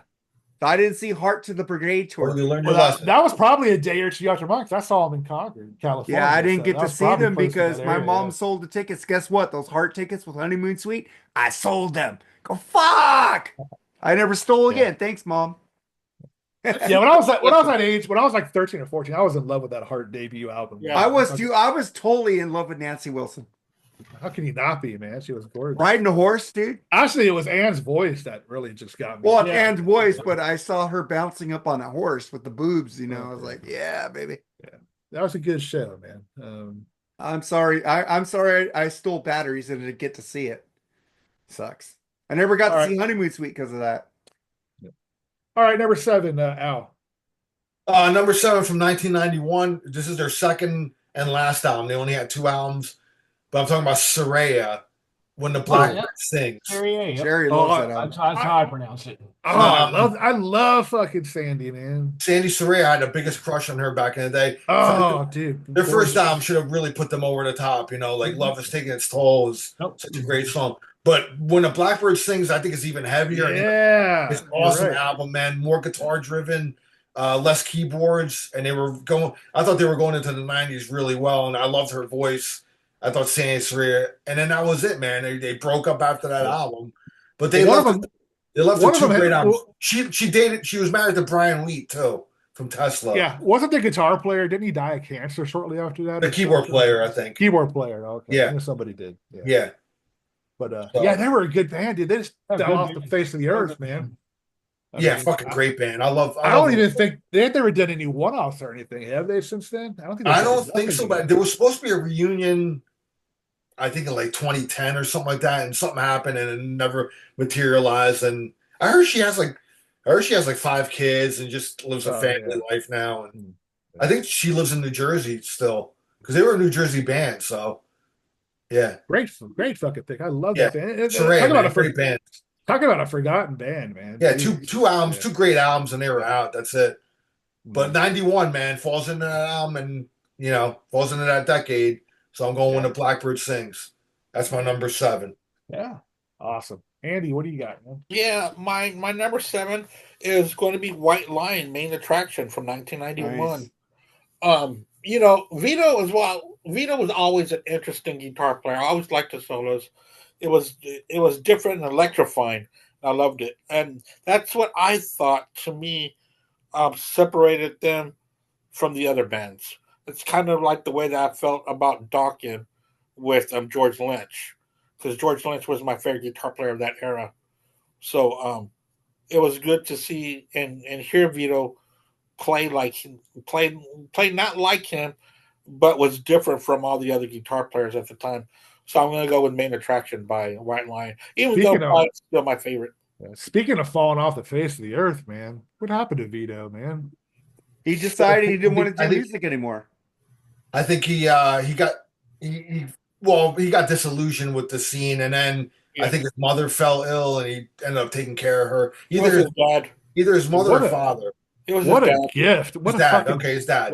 Yeah. And he ended up just taking care of him. And then I heard recently, probably not recently, but years ago, I think he had hurt his hand as well. So I don't know. Oh shit! How that played out or something, but No, Eddie Van Halen sent him a cease and desist letter to stop. Oh, Oh come God, he on. didn't sound like Stop Eddie. He using had his his own riffs. little style. He did. He did. Nah, he was He from the Eddie. did. He was from the Eddie school, but He I did think, tap a lot, but it was yeah. still cool. But I think he put his own spin on it. He where Yeah, I did did. too. He did. And he also Yeah. sent the same letter to Nuno Betancourt. Fuck But you. Fabulous. Eddie Van Halen. Fabulous acoustic guitar player too, man. You know Eddie loves Nuno. Just to let you know that. Yeah, but Yeah, he but weren't, it's not like he weren't Eddie ready to give invented. up the riffs yet. So Yeah, but it's not like Eddie invented the tapping. No. no, No, he just made it famous. he took Yeah, it from. did G- all did You know Gene Eddie. Simmons You invent know that? Eddie No, and just Nuno kidding. were great friends. Just to let you know that. All right. Tim, what do you got? Oh, number 7.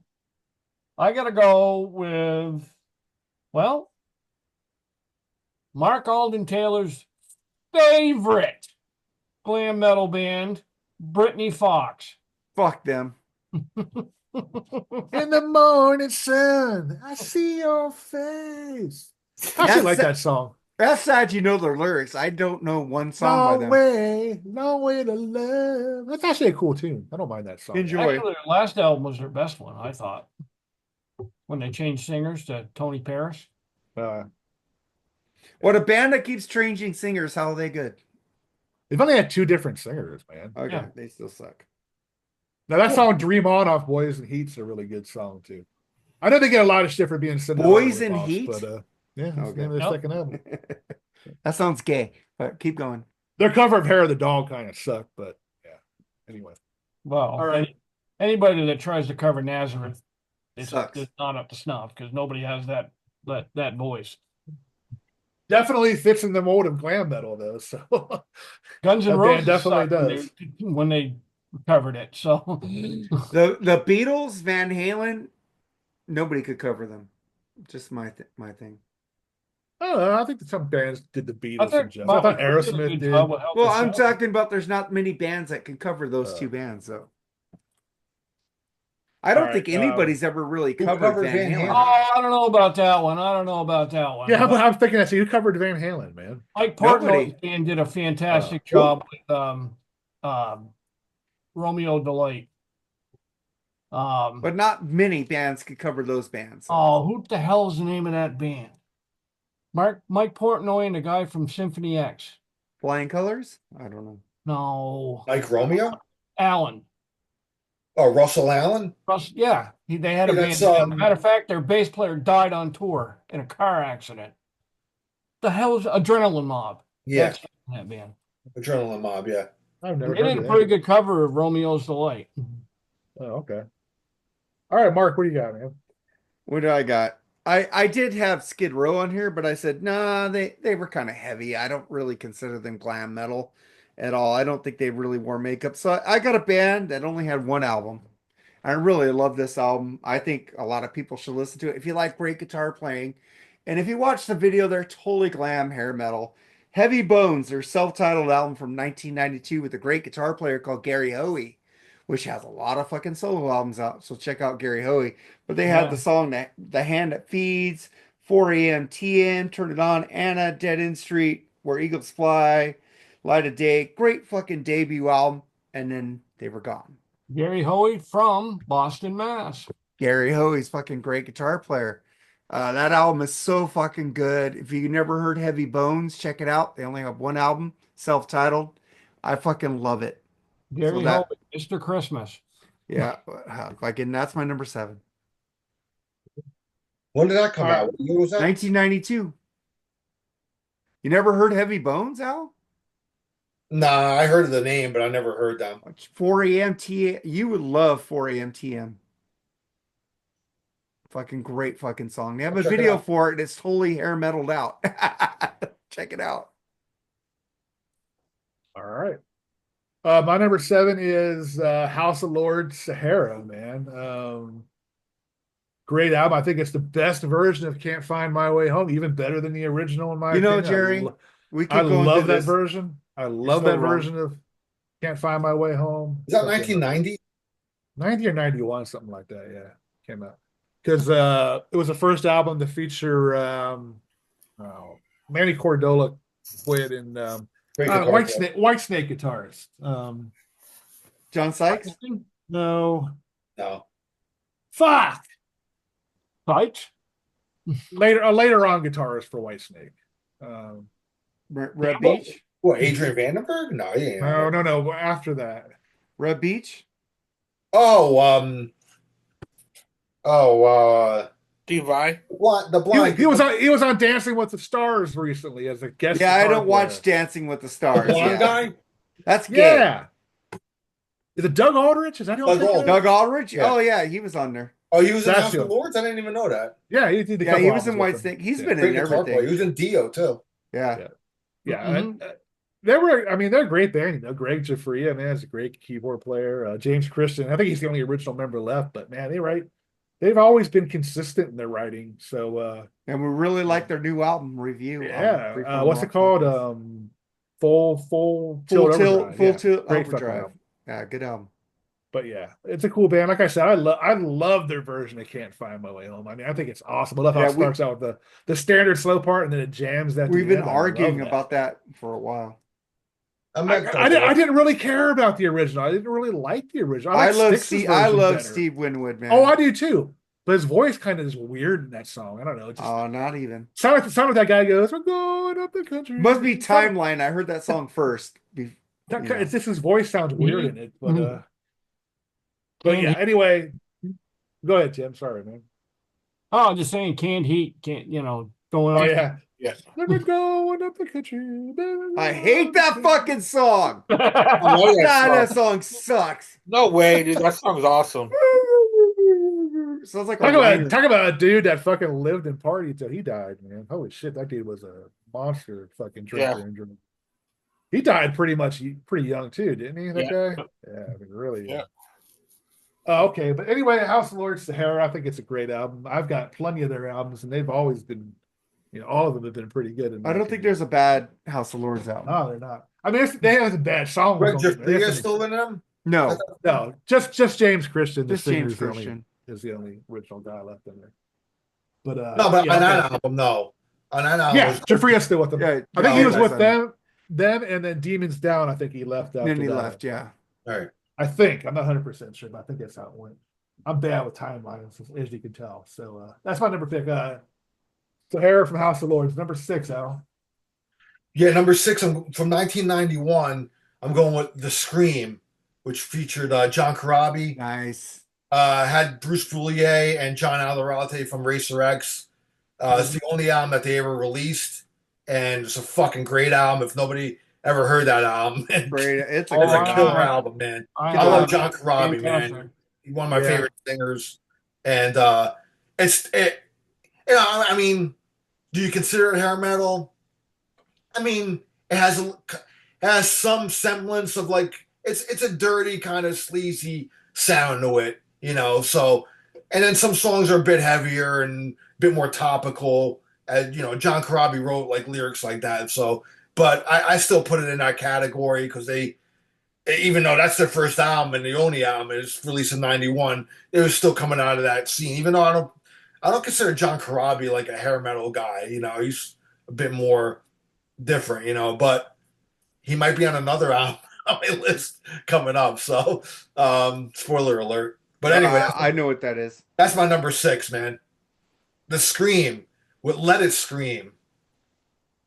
Essential album, in my opinion. Good album. All right, Andy, what do you got, man? Yeah, we're at number 6. I'm going with Dokken Dysfunctional. Yes. It's a really, when I was hearing it again, because I hadn't heard it. I love that album, man. But Don Dokken's singing is so good on that album. He went down the register compared to what he was doing. He did. He went on Back for the Attack, he was doing the hair metal singing. Going into the 90s, even his vocal patterns changed, which shows how great he was. And back when it came out, early 90s, I wasn't really paying that much attention to it. 95. It was mid 90s it came out. 95. Oh, okay. I bought that album when it first came out. Baby.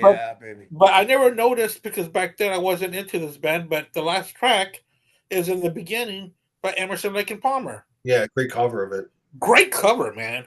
Yeah. Yeah, because not that many people can cover Emerson, Lake and Palmer or have even tried. I don't think I liked that song on the review. Did I, Jerry? No, you did. I think did? you Oh, okay.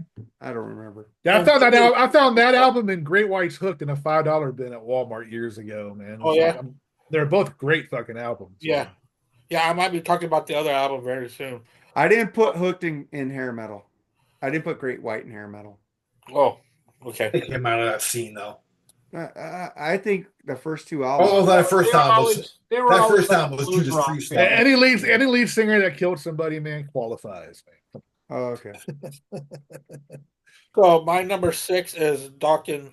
That's a great album. That might come up later on mine, yeah. But all right, yeah, it was very well done. All right, Tim, what do you got, man? All right, my number 5 band is one of the biggest bands to ever come out of the Sunset Strip, and even though they later on they shit the bed, their early stuff was straight up glam, as far as I'm concerned. I gotta go with we're Motley Crue. See ya. That's what he says on his live album. Definitely a hair metal band. Oh, definitely. Now, granted, maybe not the beginning, but they turned into one. I would say definitely. Well, I mean, even their debut album had hair. No, yeah. Come on and dance. Tendencies. Come on and dance. Yeah, I like that song, by the way. All right, Mark, what do you got, man? This is like a band of shredders, a band of great musicians, but I got to go with Mr. Big. Lean Into It. 1991. It's a great fucking album. It does. You still got my album. You still got my CD. Yeah, because you left it. I gotta send it to you. It's somewhere here, somewhere. I can buy it for $2 or $3 here. You probably can. You know, I'm not ragging on it. I'm just saying it's pretty cheap to buy it. Well, you left it underneath the chair, fucking the Airbnb, and I picked it up for you. But Mr. Big, lean into it. 1991. Your mother, your daddy, your brother, and your little boy. I love that fucking song. And fucking To Be With You is total hair metal ballad, acoustic. I love it. I love that album. But my favorite song on that album is A Little Too Loose. It's like totally bluesy.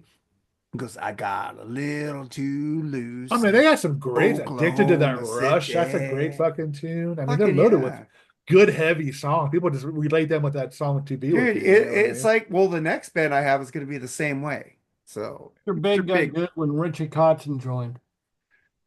Mr. Big? Yeah. I love the Richie Kotzen stuff with Mr. Big, but no.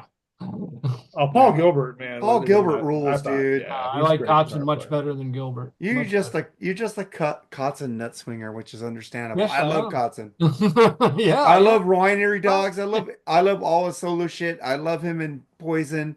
But Paul Gilbert is Mr. Big. I just liked it because him and Eric sang dual leads together. I thought that was pretty cool when he was in the band. But Lean Into It's my number 6. I was not big on their last album, man. I'm telling you, it was. You know, I kind of agree with you. It kind of lacked. Anyway, maybe you guys can help me say this guy's name because I always had fucking trouble with it. Talking about Steelheart's debut album. Milijenko. I can't say his name, but holy shit, dude! However you pronounce his name. That motherfucker has got some pipes, dude. I'll never let you go. Oh man, that guy can fucking sing. But there's better songs off that album. I mean, oh yeah, but that's the one that everybody. Can't Stop Me Loving You. She's Gone. I mean, it has a lot of great songs. He did the voice of Marky Mark on. She's Gone. Did they cover Rockstar Black movie Sabbath? too. I said She's Gone. Did they cover Black Sabbath? Yeah, but yeah, I mean that's really the only album. Wait, now. I need help again, guys. Was that in the 90s or was that 89 again? I believe that's 1990. Is it? Okay. I think so. Again, I'm not too sure about that. I should have checked the fucking dates. But I mean that's seeming pretty much. I mean shit, man. Why wouldn't you, right? Yeah. I mean, we're doing 90s hair metal albums. I mean, but why not check the date, right? I don't know why. Because I knew a lot of them were from the 90s. I mean, but then I thought about the Alias. I'm like, wait a second, was that in the 90s? I mean, I'm horrible. I fuck up all the time. So, you know, tried. I guess I should probably. I'm looking it up right now. I think it's double 19. check. Was it? I think they came out at the tail end of that era anyway. So yeah, Steelheart, 1990. Okay, good. It must have been early 1990. That's when I first moved out of my house. And yeah. Okay. Yeah. But anyway, I mean, that dude had a hell of a range, though. Oh, dude, man. No matter if you like their music or not, you have to respect that voice. And he can still fucking sing like that, too. It's amazing, man. He hasn't lost a fucking step. I saw a video recently. Oh, it was like 5 or 6 years ago. He can still fucking hit those notes. Maybe a 10. Wasn't he on the soundtrack Rockstar? Rockstar, yeah. Yeah. Him and Jeff Scott Soto both. I thought so, yeah. Dude, man, I've been telling you, just the range just in that song, "I'll Never Let You Go," man, it blows your mind. The range he has in that song, especially that last note, man. You try to sing that, man, your balls are gonna bust. It's so fucking high, dude. It's just, yeah. I know I play that song and my dog picks his head up. I think the guitarist's name is Chris. I can't think of the guitar player's name, but he's really good too. So talented band, but they're definitely overshadowed by that singer, dude. But however you pronounce his name. But anyway, Steelheart's debut album is my number 6. So, Majenko Matijevic. Yeah, I can never pronounce that. He's like Yugoslavia or something like that. I think he was born. Chris Rasola was the Chris Rasola. Yeah. Yeah. Gotcha. But yeah, okay. Al, what do you got for number 5, man? Well, I'm following in my co-host coattails here. Dokken Dysfunctional, man. Yeah, I got this album when it first came out because I was still much into Dokken, and I was pleasantly surprised at how good the album was. I mean, very Beatlesque on here, man. Like the fucking harmonies. You could, I mean, I think there's a bunch of like King's X influence on here too.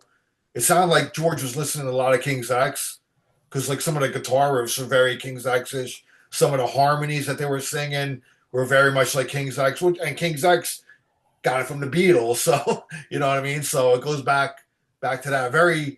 I love the singing on here. I love the way Don and Jeff harmonize on here, man. Yeah. You know, so I thought for an album released in 1995, they adapted the material very well. They would shit the bed on the next album, but Shadow Life sucked balls, dude. Yeah. You know? But they would come back on track with Erase the Slate when Red Beach came in. Yeah, Red.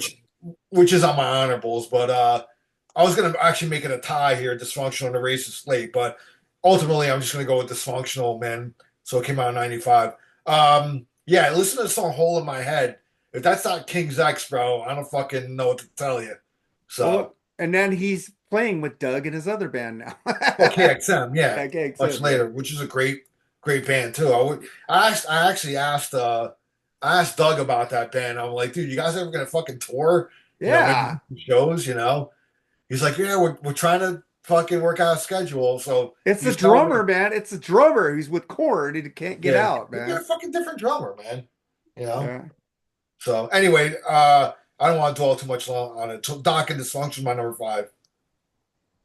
Andy, what do you got? That was another album by a band that came out in the hair nation of the time, and really were taking steps forward on that album. They weren't trying to sound like their heyday. They were breaking well, I wouldn't say breaking barriers, but you know what I mean. They were moving forward with their music, and unfortunately, the wheels will fall off. I heard that was actually going to be a Don Dokken solo album because he had a lot of the material written, and then you can kind of hear it. And then Jeff and George came in and just kind of put the finishing touches on it. I think they wrote maybe a couple more songs, but yeah, it was originally going to be a Don Dokken solo album. And his solo album in 1990 was really good. Up from the Ashes? Oh, yeah, that's a great album, man. John Norum on there? Yeah, I was almost going to put that on this list. Oh, that's a great on there, too. Who was? Mickey D. Yeah, Mickey D, yeah. Yeah. Oh, well, okay. John Norum, man, great fucking player. Fuck, yeah. Yeah. That's my number 5, though. Go ahead. Yeah, my number 5, I did add a Great White Album, and it's going to be Hooked from the Great Album cover. I love that album cover. Great album. But it's such a really good hard rock album. I know that they kind of are the edge of a good hard rock band and being part of that hair wave. But that was what was playing on MTV. That's what was selling. Once bitten, twice shy. Even though it was a cover, it's on all the hair band compilations. Yeah, I mean, it's got to be. But there were always a little bit more rocking on the bluesier side too. I believe, yeah.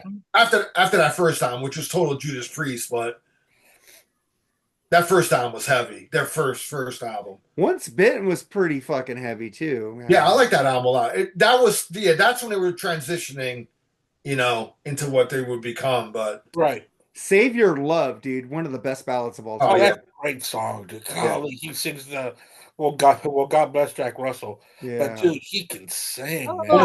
One of his best vocal performances. I always thought that Great White's best album overall was Shot in the Dark. I love Shot in the Dark. There's a couple covers on there though. That's where I really went, whoa, these guys have got something. And then I went back and listened to the other stuff. Once Bitten was my gateway really had to that something band from the start, Once Bitten was my gateway to that band with Save Your Love. That's the first time I ever heard because my old me too. Vinyl. Rock Me had that was a cool guitar riff. Rock Me was just fucking amazing. Yeah. I always classified them as a blues rock band.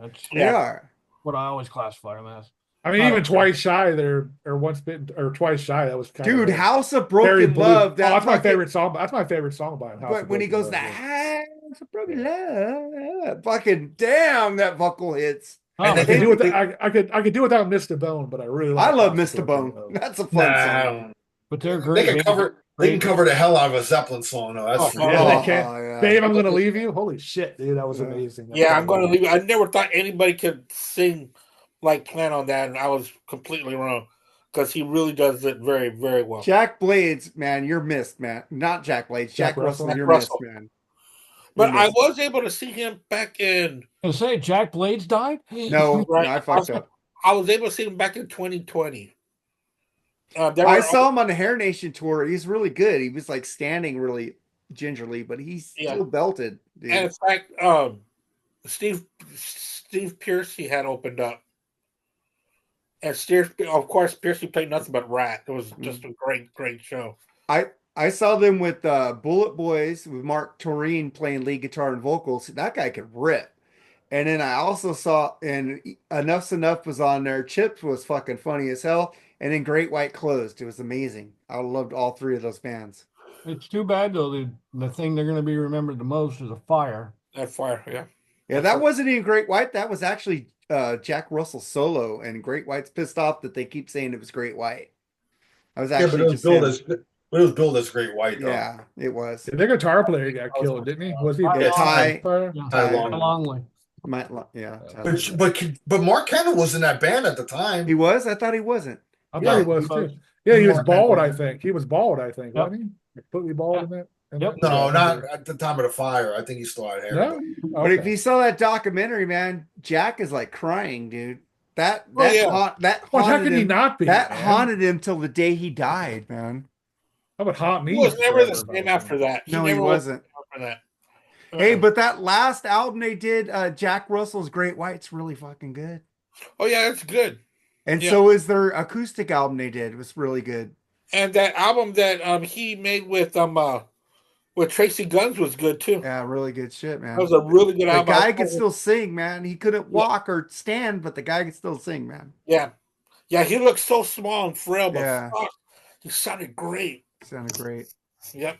All right. So where are you at, Andy? No, he just went. I just went. Great White hooked, right? Yeah. Gotcha, yeah. Tim. So at number 5, I got to go with Al and Andy. I believe he said this too. Dokken. But I'm going Dokken more, not from just dysfunctional, but more for Tooth and Nail and the first album or EP, whatever you want to call it. That's 80 shit. Yeah. Yeah, I know, but they were glam right from the start. And that's the album that I remember the most about. That's okay. They still made albums in the 90s, so I'll give you that one. All right, Mark, what do you got, man? I'm going to go for one of my favorite bands. and I'm not going to go for 3 sides. I'm going to go to the album that got me into them, Pornography. Oh my. I love that fucking album. I love Get the Funk Out. I love the title track. I love the whole fucking album, dude. Even the last song, it sounds like Frank Sinatra. Fucking great, perfect album, start to finish. I like Decadent Dance and Wholehearted off that album. That's the only two I like songs Wholehearted. Isn't that the one that has more than words? Yeah, More Than Words is I on like there that too. song a lot. I think that's a That great song like killed them, man. After that, you know, fucking Well, they're yeah, a great fucking band. I love That was their Love Is on the Way. Gary Sharon. You know, a lot of people give him shit because he went to Van Halen. I'm just wondering if he never went to Van Halen, they would give him as much shit as he got. Same thing with Sammy, but I'm going for Porno Graffiti. I still love this album to this day. I fucking love it, and I'm happy I got to see them live finally. And Al got to see them on this tour too, so that was awesome. Yeah, I saw him twice. I saw him at L'Amour's, right when More Than Words was breaking. And the thing I remember most about that show was Nuno. Somebody threw a lighter and hit Nuno, and Carrie got so fucking pissed.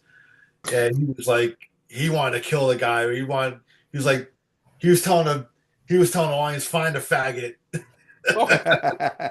That's his words, not mine. But he was so pissed off that he said that, man. And I remember that shit, bro. But they were awesome. They killed in the club, man. And I saw them the following year when they were open for Cinderella and David Lee Roth. So I saw them twice on that tour. Mm-hmm. Nice. So. They're a great live band, man. Oh, yeah. Excellent. My number 5 is what I really liked about this album. This is their second album. The first album, they didn't really write all their songs, but the second album, they wrote almost all of them. And it's a really good album. You got to laugh probably because it's fluff. Vixen's Rev It Up, man. I love that fucking good album, dude. I've always That's their thought second one, right? Yeah, second one, yeah. Yeah. And they wrote most of the songs. Often they was a little heavier than the first one. I mean, Jan I probably said her last name too. What, Richard Marx didn't write a song for them? No, not on this one, no. But what a great guitar player. So what a beautiful woman too. What a shame what happened to her, dude. I mean, she was a really talented guitar player, man. She was around forever, even before Dixon. I mean, she was like a lot older than the other members of the band, I think. But it was just a shame what happened to her. And that was a great album, dude. I mean, How Much Love's a great song. Rev It Up, the title track is good. I mean, it's just loaded with good, heavy stuff, man. And I think they're still around, but the only member I think is Roxy. I think she's the drummer is the only original member. Yeah, the original member, yeah. But they still sound good. She has good people around her, man. So I know the girl from Lorraine Lewis was in Lorraine Lewis. No, she left the band recently. I know that, but she was the singer for a long time. But they were a cool band. I mean, they were really a bunch of cool chicks, man. And they could play rock, and they rock pretty good, man. So, and I still listen to that album quite often, actually. So, Rev It Up, my number 5 from Vixen. All right, number 4, Al. Slave to the Grind, Skid Row. I almost picked that one. Yeah, I mean they got heavier than shit on this album, but still started out as this first album was still glam metal, kind of glam rock, you know, whatever you want to call it. Even though like they were on the fringes of that, man. They really kind of were. They didn't. I mean, they never really looked like really hair metal or whatever because it was already '89 when the album.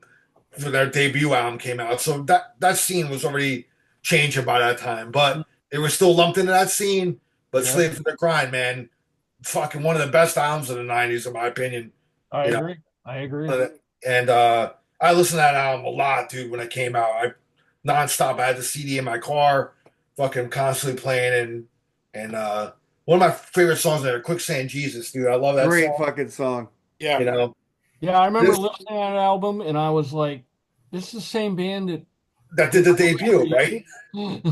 That's why I did have Skid Row, and I replaced it with Heavy Bones because that album is not hair metal. I can't call it that, you know. I wish I would have. I wish I would have seen him on that tour with Pantera opening with that, man. Oh wow! Yeah. Well, I heard Pantera blew them away. Oh, Pantera probably wiped the floor with them, but you know. But still, that album is fucking great, dude. 1991's Slave to the Grind. So that's my number 4. Yeah. And in fact, my wife was telling me that Sebastian Bach is going to be in the reality show America's Worst Cooks. Oh boy, that doesn't surprise me. He was in the Gilmore Girls, so it don't surprise me, man. But all right, Andy, what do you got? Yeah, this band. They call them hair metal, even though their debut album didn't come out till 1990. It's a really good album too. A little long, but it's all right. I'm talking about the debut album by Slaughter. yeah. It's a really good album. The guitar work is great. He really Mark Slaughter really has some really good really good pipes, man. I really like the way he sings. There's 13 tracks. It's kind of I'm sorry, 15 tracks. Is that a 15? Yeah. And it was on the Chrysalis label. I think we've talked about Chrysalis, how they really don't treat or know how to market a rock band. So but still nonetheless. Still have hits though. Yeah. I love. I'm not sharing this thing. I love "Fly to the Angels," dude. That's a fucking beautiful song. And it was a really good debut track by them. It's got a weird. The tuning on that song was so weird. I could never figure it out for "Fly to the Angels." It was some weird tuning. Yeah, I've been pulling albums off my list because you guys have been picking them because I had extras because I want to get more albums in. Didn't Dana Strum introduce Randy to Ozzy? Yep. Yeah. I heard about that. Yeah. Well, you I think recommended I think Brad too. No, And he also took Vinny's record contract away from him with that album. yeah. I can't remember about Brad, but I knew about Randy that was the case. Yep. Slaughter is one of them bands where I just wondered what they would have done if Tim Kelly hadn't have died. Yeah. I like their albums without Tim Kelly, though. I think they're a talented band, but they were lumped up with, Well, Up All Night, Sleep All Day, Fly to the Angels. I gotta be honest, I was never into Slaughter, dude. I just could not get into Mark Slaughter's vocals. Bloss is in. He's in the. And I'm not saying he's a bad vocalist, but I just never got into the tone of his vocals, dude. Right. Isn't Bloss in one of the versions of TSO? Yeah, he is. I saw him play Bloss Elias when I just saw TSO play. He was playing drums, Yeah. Great drummer, man. Great drummer. Yeah. The Metal Church guy is the other one. He even had a drum solo this year. It's pretty cool. Yeah. Yeah, I saw the same lineup you did, the West, TSO West. Because they play in Florida too. Nice. So cool. All right, where are we at here? We're on Tim. Oh, my number 4. Yeah. This is the band from Florida that introduced the world to white leather. Warrant. Yep. Definitely a hair band, dude. Total glam. I can't take them out. Fuck. Cool. All right, Mark, what do you got, man? Well, I originally had Winger Pull, but it's already been pulled. So I switched it up to Arcade, self-titled album with Stephen Piercy, 1993. Oh, shit, fucking great underrated fucking debut album. Way better than the second album they did.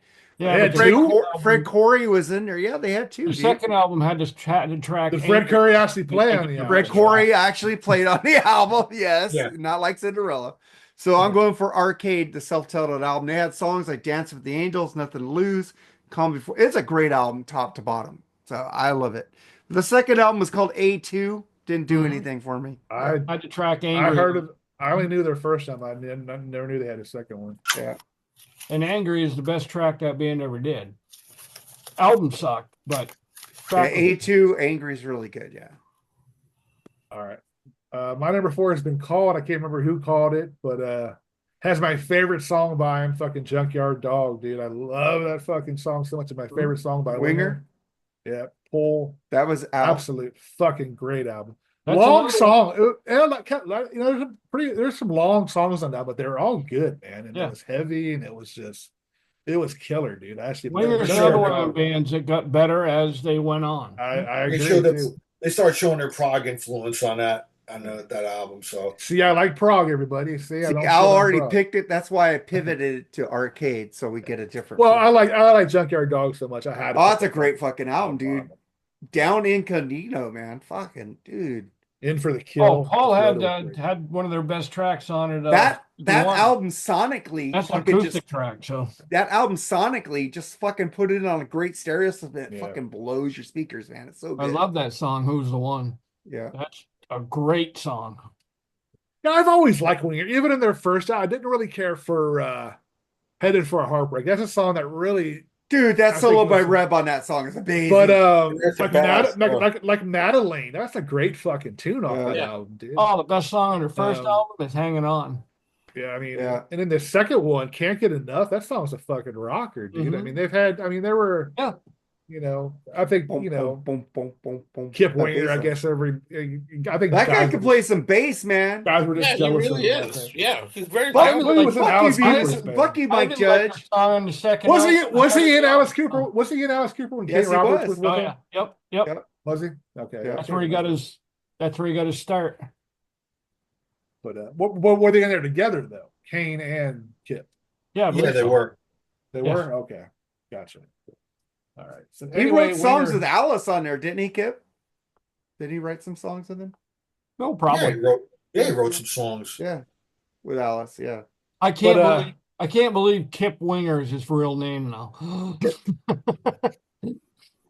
It's like, Mom, did you really hate me? I never really looked and see if it was his real name. It is his real name. Well, now I got to check it out. Kip. I'm gonna name you Kip. Kipper. All right. Anyway, it's probably short for Kipstein or something. I don't know. All right, number 3. No, his real name is Charles Frederick Winger. I'm going by Kip. He was Charles. Yeah, we don't like Charles. Yeah. So when I bet Charles is really pissed off here. How you doing? Yeah, Winger pulls my number 3. Or number 4. 3 out. 3, Saigon Kick the Lizard. One of my favorite albums, one of my favorite bands, actually. I love them. Yeah, I do too. For me, it's the first 2 albums with them, with Matt Kramer. Water had some decent tunes. It's got good songs, but the Lizard, they were heavy as shit on this album, too. Hostile Youth, fucking Gods of 42nd Street. I mean, it almost kind of reminded me a bit of Alice in Chains a bit, too. You know, the way him and Jason Bieler harmonized together. Yeah. Very great. What you say, their fucking harmonization of that song is from the first time, what you say, yeah. But Peppermint Tribe. But I love Love Is on the Way, man. I think that's a very well song. Ballad. Oh, I think All I Want's my favorite song. All I Want's one of my favorites on there. Beautiful fucking song. Matt's voice is incredible off that. Yeah, Jason Bieler, man, great guitar player, dude. Yeah, I love the riff on. He has issues, I think. I think I have to side with which one? Which one, Tim? On the Way. I love the riff. Yeah, that's a beautiful song, man. Yeah, it catches you right from the start. I mean, right from. Matt's voice on that one's incredible too. Really. So that's my number 3, Saigon Kick the Lizard, 1992. Mm-hmm. All right, Andy, what do you got? Yeah, everyone is talking about Winger's Pool, but I'm going to go with Winger in the Heart. The Heart of the Young. I like that album, man. Yeah. Second album. 1990. 1990. Of course, it's on cassette there, of course. I think it's a great album. You sent me a CD of that. I sent you the CD because I had doubles because I had it on cassette. Yeah. So I sent you the CD. Thank you for that, because I never actually owned it on CD. Yeah. This was caught in the middle of their debut album and Pool, because they were progressing to that sound. There's about 2 songs that was really, really not even progressive, but just instrumentation done so beautiful and so perfect. Something that a lot of those bands from that era did not do. And Winger kind of separated themselves, even though they were the number 1 hair band to make fun of, but their music was nothing to be made fun of at all. So Winger's going to be my number 3. Well, they had Stewart wear that shirt. That's probably why I got most of them. Beavis and Butthead. And then Metallica throwing darts at Kip Winger. Darts at Kip. Hey, they said sorry to him. So. It really 20 years later. Yeah, but it's so odd that they would do that, because Metallica was the one changing their sound. Right. we're taking steps back, and later we're taking steps forward. Yeah. Yeah, they were going forward in the 90s while Metallic was degressing. yeah. I love the Black Album, but after the Black Album, they digressed a lot. It's called hypocrisy. Yeah. Yeah. All right. So that's Tim, what do you got? Oh, for number 3, another big Sunset Strip band. May not agree with me. I don't care, because I think that they were glam right from the start. They weren't glam. They had glam tendencies, I will say. So hair, from what I understand the definition of, rat. Cool. All right, Mark, what do you got? Well, somebody already said Slaughter, Stick It To You, so I pivoted to an honorable mention. This band wasn't a hair metal, but when they hit the 90s, they started going for trends. And I think this album fucking rules. Y&T 10. This is a total glam hair metal with Hard Times, Lucid. Don't Be Afraid of the Dark, the rich, like a obligatory ballad. So, oh, don't be afraid of the Girl Crazy, She's Gone, going off the deep end. It's a fucking great album top to bottom. There's not one bad song on here. The great Dave Meniketti, fucking Y&T 10. I love this fucking album. When did that album come out? What year was that? 1990. It came right after Contagious, right? That was I love Contagious. That's when they started going to glam. Did not like that album. Oh, I love Contagious. Love LA rocks, moves hard, stop. I love that fucking song. I like the title track. I love Contagious. They went total like hair metal on these two albums, man. You know, we did a make your own Y&T album here, like a couple years ago. Yeah. On this, and I wasn't that familiar with it, but I wanted to get my foot into the door to be on the show with you guys. So I studied up on them, and now I really did become a fan. I think Y&T is fantastic. Yeah, they're the biggest underrated bands of all time. Yeah, they're a great band. Yeah, because they were with A&M Records. They, like we talked about Chrysalis, A&M didn't know how to do metal or hard rock. Yeah. Oh, Herb Alpert, come on. Yeah. The Tijuana Brass, he didn't know anything about it, man. Another question I want to ask you if you consider being a glam band. Would you consider Badlands a glam band? No. It came out in that era. No. I was thinking about it, and I was like, I can't put it. Has some hair. I was too. I was thinking about no, they ain't glam. Which is I was gonna put Voodoo Highway in there, but I wasn't. Hey, if you guys picked Ozzy, The Ultimate Sin, but that wasn't in the 90s, that would have been a glam album. Well, that's like saying Kiss Asylum. That's technically which is funny because that's a hair metal fucking album. Yeah, the Badlands you can't consider a glam band, but Jakey Lee was in Rat, and I consider that a glam band. He came out of that era, yeah. And Eric Singer, he was in Mickey Rat. See, if I'm gonna pick a Badlands album and say it's in the hair metal genre, it'd have to be the first album. Yeah. To me, Voodoo Highway is a total 70s fucking throwback. Yeah. You know, they went total 70s on that album, man. Any guys own any other stuff on vinyl, man? Because it's fucking expensive. Who? I would love to get both. I don't have any of their vinyl. I have all their CDs. Yeah, I got the CDs. What vinyl? By Badland vinyl. I can't find the vinyl. Man. It's gone. Yeah, I wish I got it on vinyl back in the day, but I never did. They have them on eBay, but they're fucking like $300-400. They'll never be reissued, dude. No. I'm happy with the CDs, man. I got the CDs.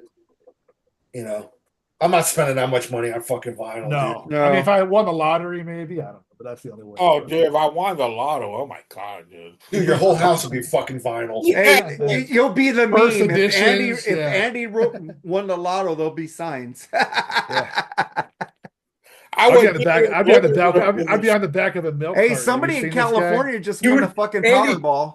If Andy won the lottery, he'd walk into a record store. I want to buy your record store. That's it. Right. I'm gonna change the name to Andy's Records. I'm gonna buy this store. I want to buy your store and name the price. and then he'd have record stores all over the country. Instead of buying houses in real estate, he would just fucking buy record stores, bro. Yeah. You know, hey, make me a manager of a couple of them in California. I'll be there. build a nice room above all of them. So Oh, dude, that'd be nice. Just to talk about music all day. I feel like spending this week in fucking Maine. He wouldn't give a shit if he didn't sell one album. Right. Well, you know, somebody in California won the Powerball, and it wasn't me. What 1.5 billion? I know it wasn't me because I don't play. Because people would walk into Andy's fucking record store and he'd be like, "Nah, he's not for sale. Sorry, he's not selling anything." Oh, I like that. I can't sell that. I can't even fathom having 1.5 billion dollars. 1.5 billion, dude. Billion. Geez, I mean, that's just way too much. I'm sorry. I would give a lot of it away. That's just way too much. Knowing me, I would find out I would not enjoy that alone. And I'd drop dead of a heart attack. Probably. Well, your wife would be happy. Or I'd be on my way to cashing it in and blow out the window or some shit like that. I thought you were married. Oh, I've been with her 35 years, but we're not married. Yeah, but you're kind of smart. You know what, though? I think that if I won the lottery, I think I would still keep my job. Oh, I wouldn't. I'll tell you right now, I'd fucking be gone in a heartbeat. Oh, I'd be gone. I said, later, Mickey Mouse. I'm gone. No, I would still work every day. Oh, I would be gone. To everybody with my bad knees, I'd get a knee replacement. Nope. Go Hawaii. I would talk shit all day long and say, you know what? I think I'm gonna go home right now. I would live like Dudley Moore and Arthur, man. I'm telling you, dude. That's how I would be so. If I won that kind of money, I'd become an expat. I'd just travel to different countries all over the place. Oh, hell yeah, dude. All right, Jerry, let's get back on track, buddy. All right, yeah. Where are we at? Is it my pick? Yeah. We should have an episode called "What Would You Do If You Won $1 Billion?" That'd be a 5-hour episode. All right. I'm going to go with Warrant's Dog Eat Dog, man. I thought that was a fucking incredible album, dude. I think it's their best album, I think. I remember times were changing when that thing came out, you know, as far as, and Janie Lane will tell you, it's like you walked into the record company and they're like, they're not even hard, they're like in the Alice in background, Chains. you know? Alice in Chains, yeah. But it's a shame because it was loaded with great fucking songs, dude. I mean, well, that album proved that Janie Lane was an excellent songwriter. And a good singer too. Yeah, and good singer. I didn't appreciate Warrant at first. I did it, but until when this album came out, first album was cheerleader rock to me. I love the first album. I couldn't stand Down Boys. I'm still not a big Down Boys. I love In the Sticks on that album. In the Sticks. Yeah, I fucking love it. I remember I was so happy because I got on eBay and I was telling Mark about this. Wow, dude, I got Warrant's Dog Eat Dog, man. I was like, cool. He asked me how much. I got it for $5, dude. You got some other band. It was a band called Dog Eat Dog, and the album was called Warrant. And it was some weird rap. It was some weird band. Yeah, some weird punk rap band or some weird screwed. shit like that. It was awful, whatever it was. But so I was kind of disappointed with that. But I had the CD of it, so that's cool. But great fucking album, dude. Yeah, that's a good one. I wish that I understand that you don't want to find people to copy the original singer, but man, I'm not a big fan of their new singer, man. Just not sound good with me. I love Robert Mason. I love that album. Fast. I love that last album. Yeah, I saw him in concert a few years ago, man. I'm talking about the album. I'm talking about them in concert. With the last album, doing their songs. The two albums. I never heard that album. I never heard the two albums Robert's done with them are pretty good, man. Yeah. But it sounded pretty rough in my opinion. But, well, he's getting old, dude. You know. Well, no, it's singing the Warrant songs, I guess. I'll leave it. Nobody could. They didn't do it. I mean, I recognized every song, so they must not have done any of their new stuff. They're sticking to the first 3 albums. Yeah, but it's a great fucking album. Where are we at? Number 2? Number 2. Yeah, I'm going. Mark already mentioned it, man. I'm going Pornography by Extreme. I played this album a lot when it came out. I'm a huge Nuno fan. I love him. And he fucking rips it up on this album. The solo on Get the Funk Out, bro. I mean, that's one of the best solos laid down to tape. In God We Trust, man. Great riff on that. Little Jack Horny, man. I love the tapped intro with the harmonics and fucking goes into the heavy riff. I mean, I think it's a great album. I played the shit out of it when it was new, and I think it's I think it's their best album, actually. I know sometimes people point to 3 sides, but I go Pornography. I think it's Nuno's best performance, man, on an album. So, well, until his last album, I love that last album, man. With Rise, oh my god, so fucking good. Yeah. So I'm going with Extreme Pornography in my number 2. All right, Andy. Yeah, my number 2 is going to be this band's third album. They were the first band I ever saw live in concert. I talk about Cinderella Heartbreak Station as my number 2. This is a really good album. You know, if you look at the album cover, they're barely wearing any hairspray now. You know, their hair is straight down. It's not teased up. But the music on here, you know, it starts off with The More Things Change. These guys were really a good, solid rock, a hard rock band. But they got lumped in by the media and probably their management, you know, wear this color, wear that color, you know, let's tease up the hair. I think John Bon Jovi's the one that discovered them. So, you know, they took that Bon Jovi kind of look because, you know, that's what was selling at the time. You know, you got to get your foot in through the door somehow, some way. But they quickly moved away from that. Even on their second album, Long Cold Winter, which was okay, but it wasn't better than Heartbreak Station. Oh, Long Cold Winter rules. Classic, man. Hey, the last album, what was it? Still Rising is their best. Still Climbing. Still Climbing is their best album. I think all 4 of their albums are great. Yeah, there's not a bad album. There's not a bad album. Yeah, I agree. Yeah, but too bad there's only 4. But then you know, Tom Kiefer's doing a pretty good job on his own. I did a thing saying, don't you think you were gypped? There was only 4 fucking Cinderella albums. Yeah, he's got a huge band. He's got like a fucking 8. He's got his wife in there and shit. Dude. I like the first. I saw them his first solo album, but the second one, Rise, wasn't as good as the first one. Okay. Yeah, his voice is definitely on the downside there. But his voice was already kind of rough and raspy, kind of. So you know, it's not going to get better with time. You know, it's going to get worse with use. But man, the Cinderella albums, he sounded great. Yeah, I agree. All right, Tim, what do you got? All right, my number 2 is somebody already mentioned this, but it's worth mentioning again because they are one of the ultimate glam metal bands in the business as far as the image goes, and that is the boys from Mechanicsburg, Pennsylvania, Poison. Yep. Definitely a glam band. And they released albums in the 90s, so. And you didn't get any more glam than Poison, for Christ's sakes. No, they're definitely the quintessential glam band, I think. Well, they did 3 in the 90s, didn't they? They did. Yeah. Well, you did, because I got one more. Flesh and Blood and one with Native Tongue. Native Tongue. And then Crack a Smile, right? Crack a Smile, yeah. With Blue Saraceno. Yeah. Yes. Yeah. All right, Mark, what do you got, man? Well, you guys all talked about Poison, Flesh and Blood, so I pivoted to another band that I think is really good. I talked about them earlier on the Hairmetal tour, Hair Nation. Freak Show by the Bullet Boys, 1991. This is my favorite album by the Bullet Boys. I love the debut album, but you got Hell Yeah, THC Group, Thrills of Kills, Hang On St. Christopher, Talk to Your Daughter, Freak Show, Good Girl, Do Me Raw, Rippin' Me, Say Your Prayers, Oh Me Oh My, and Huge. Fucking not a bad song on this album, man. It's just fucking ripping, killer fucking the last great album by the original band, the second album. Fucking love Freak Show. They left one more after that. Yeah, it wasn't as good. Zaza? Yeah, it wasn't that good. But this is good. I like the later stuff with Mark Torine, though, that he did on his own. Elefante was pretty good. Yeah, Elefante was really good. But this is the last album with them, like the original 4. It was just amazing. I love it.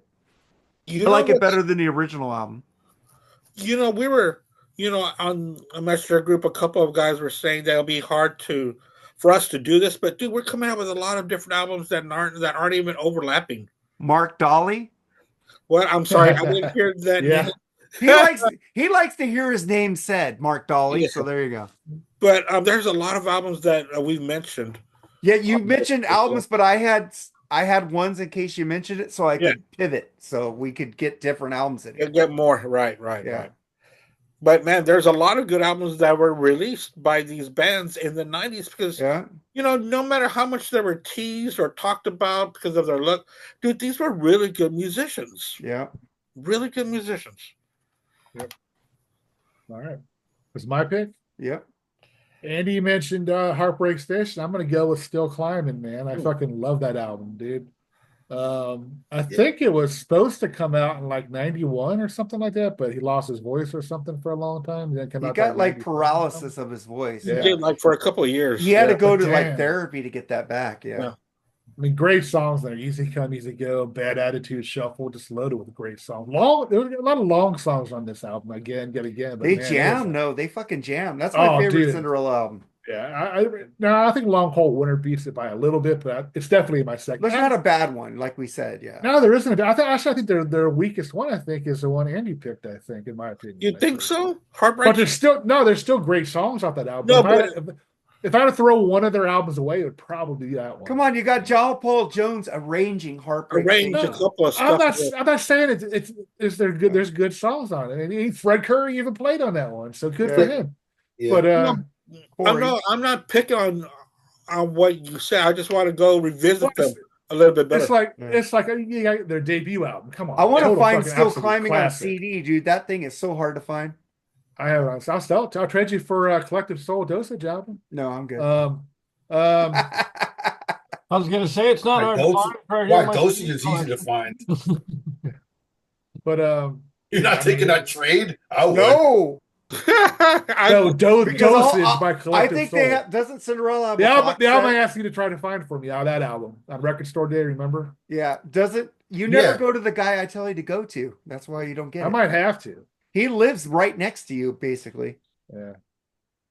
But I mean, think about it. Cinderella, you take their debut album. Come on, that's a fucking classic. Oh, that's a great album. Long Cold Winter. I mean, come on, man. And then you got Heartbreak Station and Still Climbing. So I have to go with Still Climbing. What is that? I got this at a record store in Pasadena called Canterbury's. They had all these old record store things. Yeah. I almost got Mr. Big debut album, but I only had enough money for this one. And I got this. I have a Keel album I could sell you. That's a great one. Hey, Rick Fox said he'd sign it for me when I see him. And that's what sucks about the album that I bought. He's the only one that didn't sign it because he wasn't there yet. Hey, Rick Fox will sign it for you. Dude, Rick Fox rules. Oh, yeah, he's cool. But if you want to buy that album from me for $50, dude. Hell no. I told you not to buy that album. Oh, do you think I'm still climbing for sale for $13? Oh, I got not that much, dude. Yeah. Yeah, I ain't giving you Dosage, bitch. I don't even think they came out with vinyl for that album. I don't think. I'm sure it's somewhere, but I don't think it was. Maybe they'll have it for Record Store Day one day. Yeah, I don't see it on vinyl. I just see it on CD. Yeah, but Still Climbing's awesome. Anyway, all right, number one guy. Got to do this. All right, Al, what you got, man? It's the second time it's the second time Karabi comes on the list. Motley Crue 1994, man. And I know Andy is not a fan of this album, but I love this album. I think it's one of Motley Crue's best albums, in my opinion, after the first two. I do too. Absolutely. So I go to this album all the time. Still sounds fresh to this day. You can put this on and fucking it's still, and the production's still killer on here. I remember buying it, man. I had two 12-inch subwoofers in my trunk. I thought I was gonna fucking blow them out when drums came in on that album. When the drums came in on Power and the Music, man, I was like, "What? Holy shit!" Man. Bob Rock knows how to record drums, man. Uncle Jack, one of my favorite songs. Yep. Hooligan's Holiday was great. You know, that whole album is even the tunes like Misunderstood. Misunderstood's a great ballad, man. Brilliant tune. Hey, Quaternary is pretty good. Some of those songs on there too. When they got that set. Oh, Quaternary, yeah. I remember I got those. There was a thing you could send away in the CD. Yeah. I filled it out and mailed it away, and I got Quaternary in the mail like a week later or 2 weeks later or something. And I still have that original one too, man. Each member did like a solo song, and then there was a band song at the end, "Baby Kills," which was a great song too. So, yeah, man, top to bottom, man, it's a great album. I love it. I've always loved it. One of my favorite '90s albums. Yeah, it sucks I didn't get into them like till 20 years later on that album because I was pissed off Vince Neil left. So yeah, I was one of those people that go, "Fuck this." It was a breath of fresh air, that album, because Motley Crue was getting kind of stiff. And now it's my second favorite album by them. Yeah. You know, I mean, it's I did like not like girls, amazing. girls. I did not Oh, like girls, Dr. girls, Feel girls. Good. I mean, yeah, something had to give. I stopped at Theater of Pain, and then it took me a while to hear them again that I liked. And I do like Saints of Los Angeles. I do too. I do like I like Saints that Los album. Angeles. I don't know. To me, Girls had one good tune on it, and that was Wild Side. That's After what that, everybody says. Oh yeah, Girls was bad. I think Dr. Feelgood's way overrated too. You don't I like do too. Nona? Nona rules not. I just had to say. Anyway, that's my number one. every My album 94. after that has been All right. overrated. All right, Andy, what do you got for number one? Yeah, I just looked it up. Cinderella's now claiming is available on vinyl for $33. Not Oh bad. shit, Jerry's No got shit. that Where? one. On Where? Amazon. Yeah. Send It's Jerry the available right link. now. Jerry's buying it now. Oh, There he goes. I don't need the link. I know where to look. Are you serious, dude? Yeah, dude, I just looked it up right now. Yeah, it's probably Jerry's gonna buy the last copy right now. All right, Jerry, stop getting distracted. Squirrel. My number one, it's going to be, and I wasn't a Skid Row fan of the first album. I thought it was okay, and in fact, I had the debut album on vinyl, and I traded it a couple years ago with my friend for a hamburger. So that's how much I felt about that album. I love the first album. But I'll trade you a hamburger on Tuesday for a Skid Row album today. But Hey, Popeye the Slayer man's coming out. but Slave to the Grind. Hey, man. I was going to say this too, but Tim beat me to it. Were these the same guys? Because this was totally different. It's like Five guys. It's like they made that first album just to get their foot into the door, and then came out their real. I think the record company wanted them to do. My favorite song on there is The Threat. Yeah, That's a great one too. I love that. I heard, Once you made your mark, you're a threat to society. I love those fucking lyrics, you know. I remember I heard like the first 10 seconds of Monkey Business, and I was like, "Is this the same band? Are you kidding me?"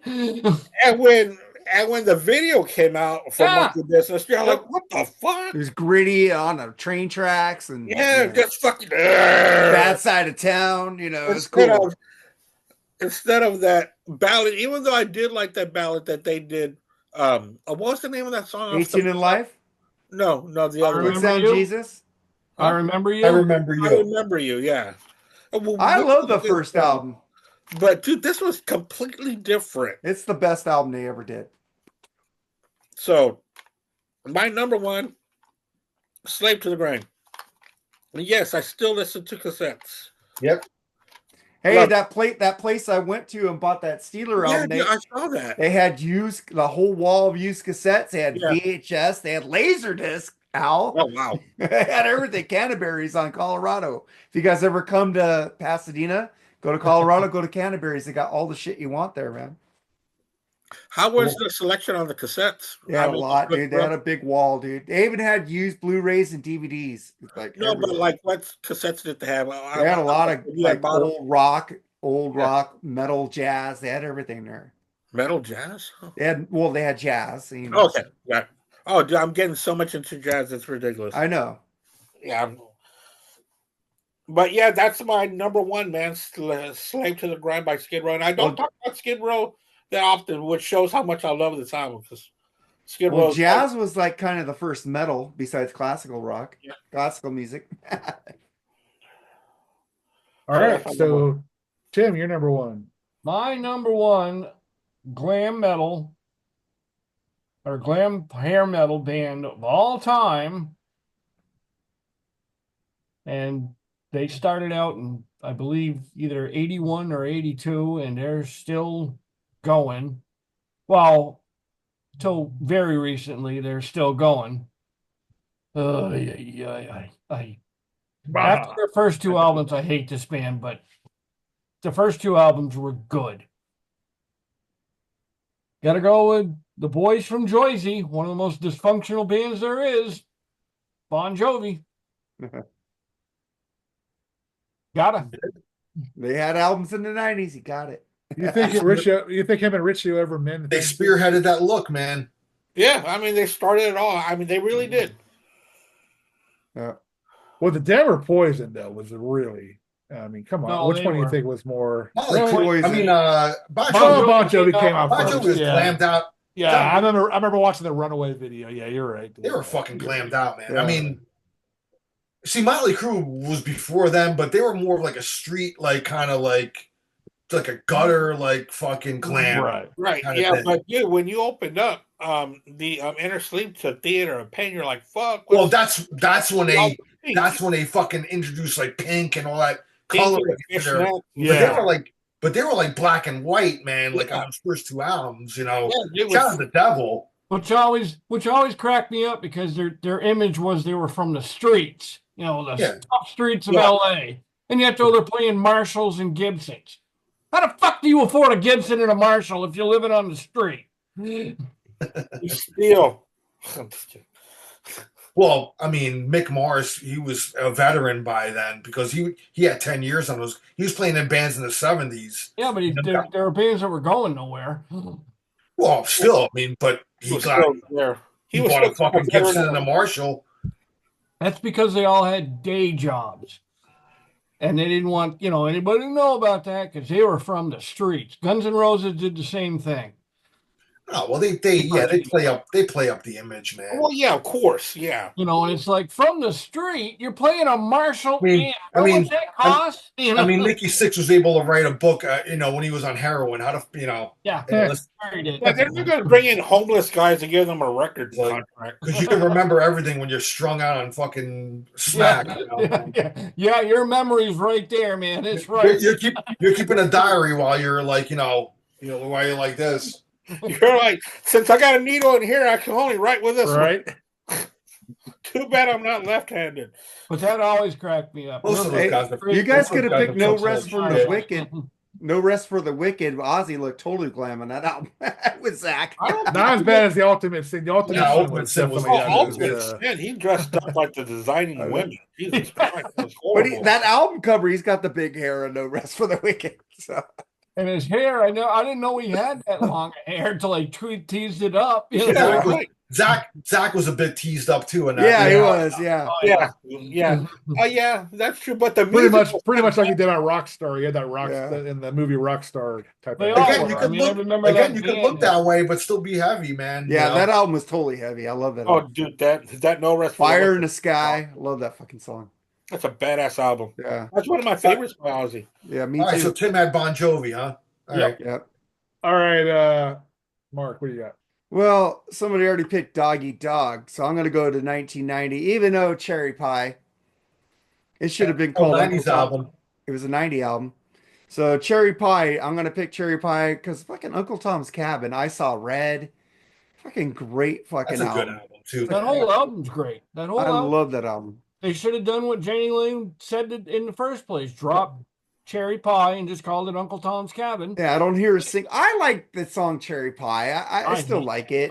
It's fun. It's a fun song. It's a hair metal song. I'm sure he wasn't complaining when he was cashing the checks. Yeah. Oh yeah. You ain't gonna swing with my daughter no more. Not compared to the rest of the album. Swing it to the left, swing it to the right. Think about baseball, swing all night. Yeah. Yeah. Well, Bobby Brown was in that video, so that was worth watching. I mean, I know we were talking about. Too bad she wasn't on the album cover, right? It was the redhead. But that's my number one. Dog Eat Dog, man. Jerry. My number one is Tesla's Bust. Number one was Cherry Pie. Cherry Pie. Right, Mark? Yeah, Cherry Pie is my number one. You said Dog Eat Dog, but yeah. Oh, no, I said I was going to pick Dog Eat Dog, and I pivoted to Cherry Pie. All right, I hear you. Right. Well, you made me. Tesla's Bustin' Nut is my favorite album. It's not a hair metal album. But they're a hair metal band. I knew you were going to say that. I have to put that number one just to say fuck you. Yes, they were in that era, dude. He did it on purpose. Mama's Fool is one of my favorite songs by them. Good hair metal, my ass. I think it was number one on another 90s list we did for me a while back. I can't remember if it was your guys' show or ours. I can't remember. But man, it's loaded with great fucking tunes. It's heavy. The band is on fire. Invited. Man, just fucking great. Action talk. It's loaded with great tunes. So yeah, my number one is Tesla Bustin' Nut. That's fucked cool. Up. All right, Jerry. What are we doing? We're done, dude. If you could put Slave to the Grind on the list, you could put that fucking out. That's true. Yeah. I took Slave. I was gonna pick Slave the Grind, but I took it off because I didn't feel it was hair metal worthy. But Tesla just we won't listen. We sit here. We say we don't consider. They still came out. I mean, look at the clothes they were wearing during Great Radio controversy. It was still fucking.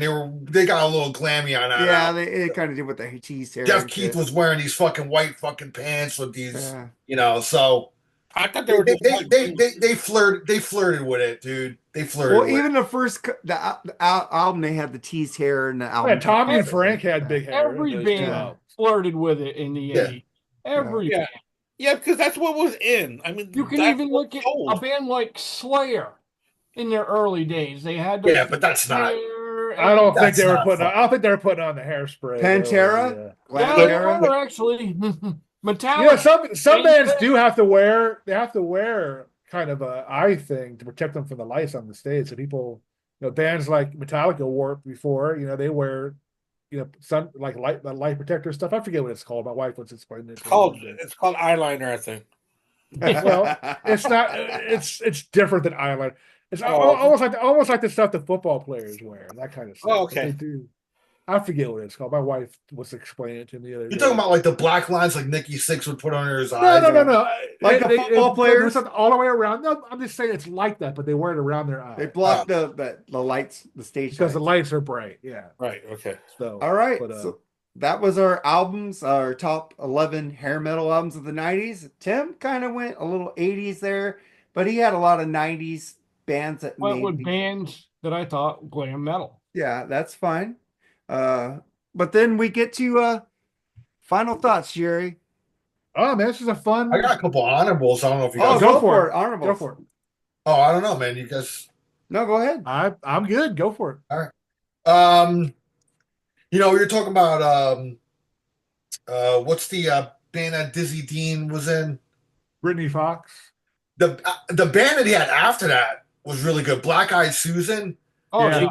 Came out with an album called Electric Rattlebone, which is fucking great, dude. If you like kind of like almost like a Black Crowes-ish kind of a little bit heavier, like kind of Black Crowes bluesier, dude, check out that album, man. It's really good. I like his vocals on there because I was never a big Brittany Fox fan, but I like this band that he was in after, man.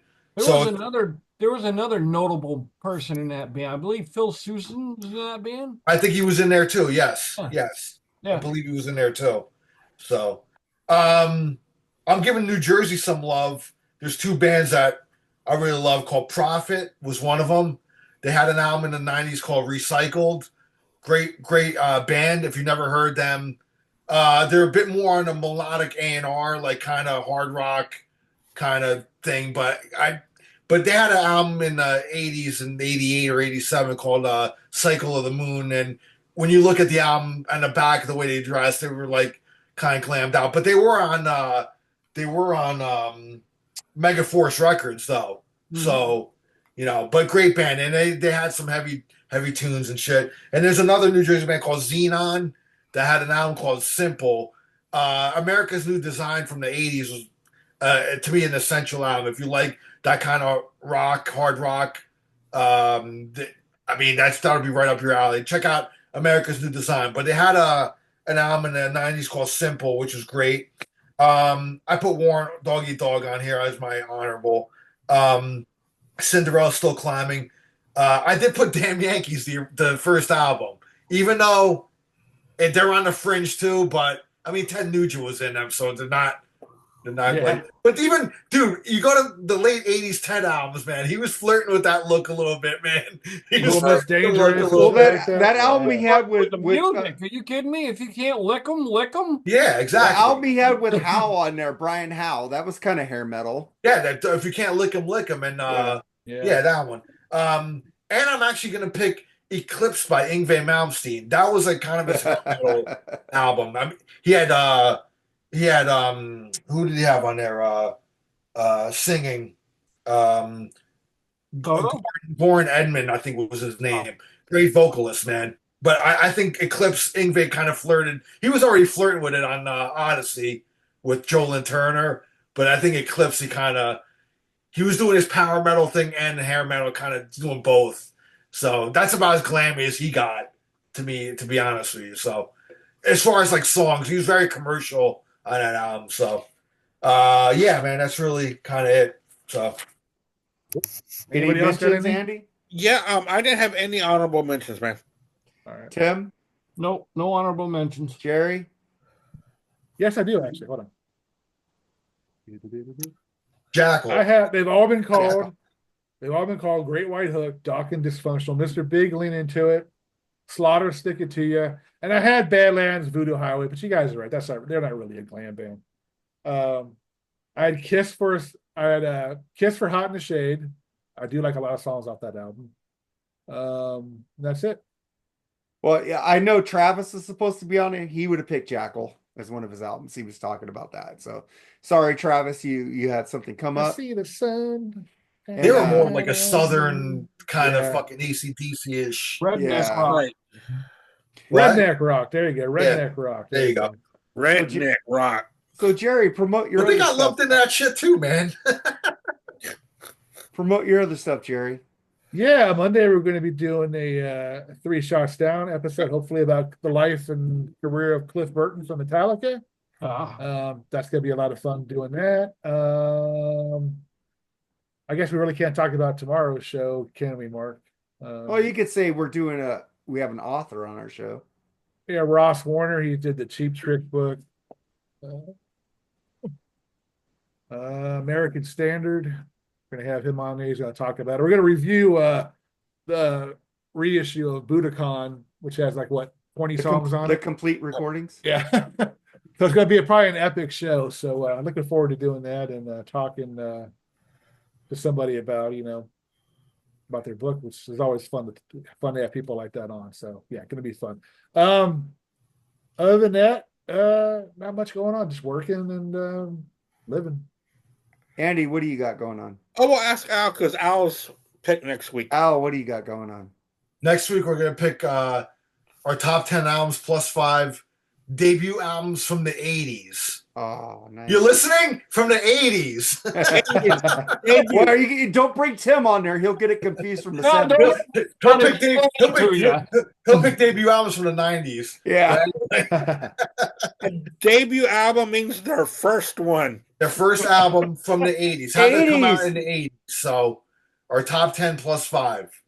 So that leaves Van Halen out. That leaves Boston out. A lot of great debuts get left There's out. a lot of great debuts in the 80s, though. Oh, yeah. Oh, yeah. So that's going to be our show next Wednesday.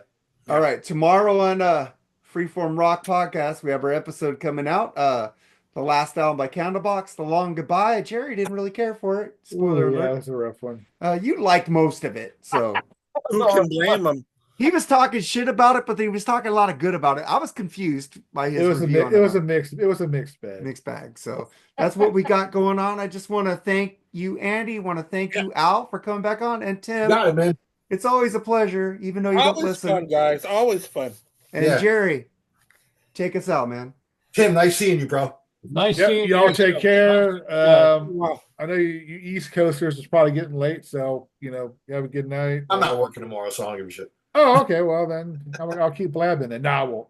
Thank you guys for being on. It's always great having you on. Like I said, I'm a fan of you guys because I learn from you guys, and I appreciate it. Thank you very much for making our show cool. Oh, awesome. All right, everybody. Peace, love, and have a good year, man. Happy New Year. Hi, guys. Happy New Year, guys. Happy New Year. Y'all Take take it care. easy. Not too sleazy. Later.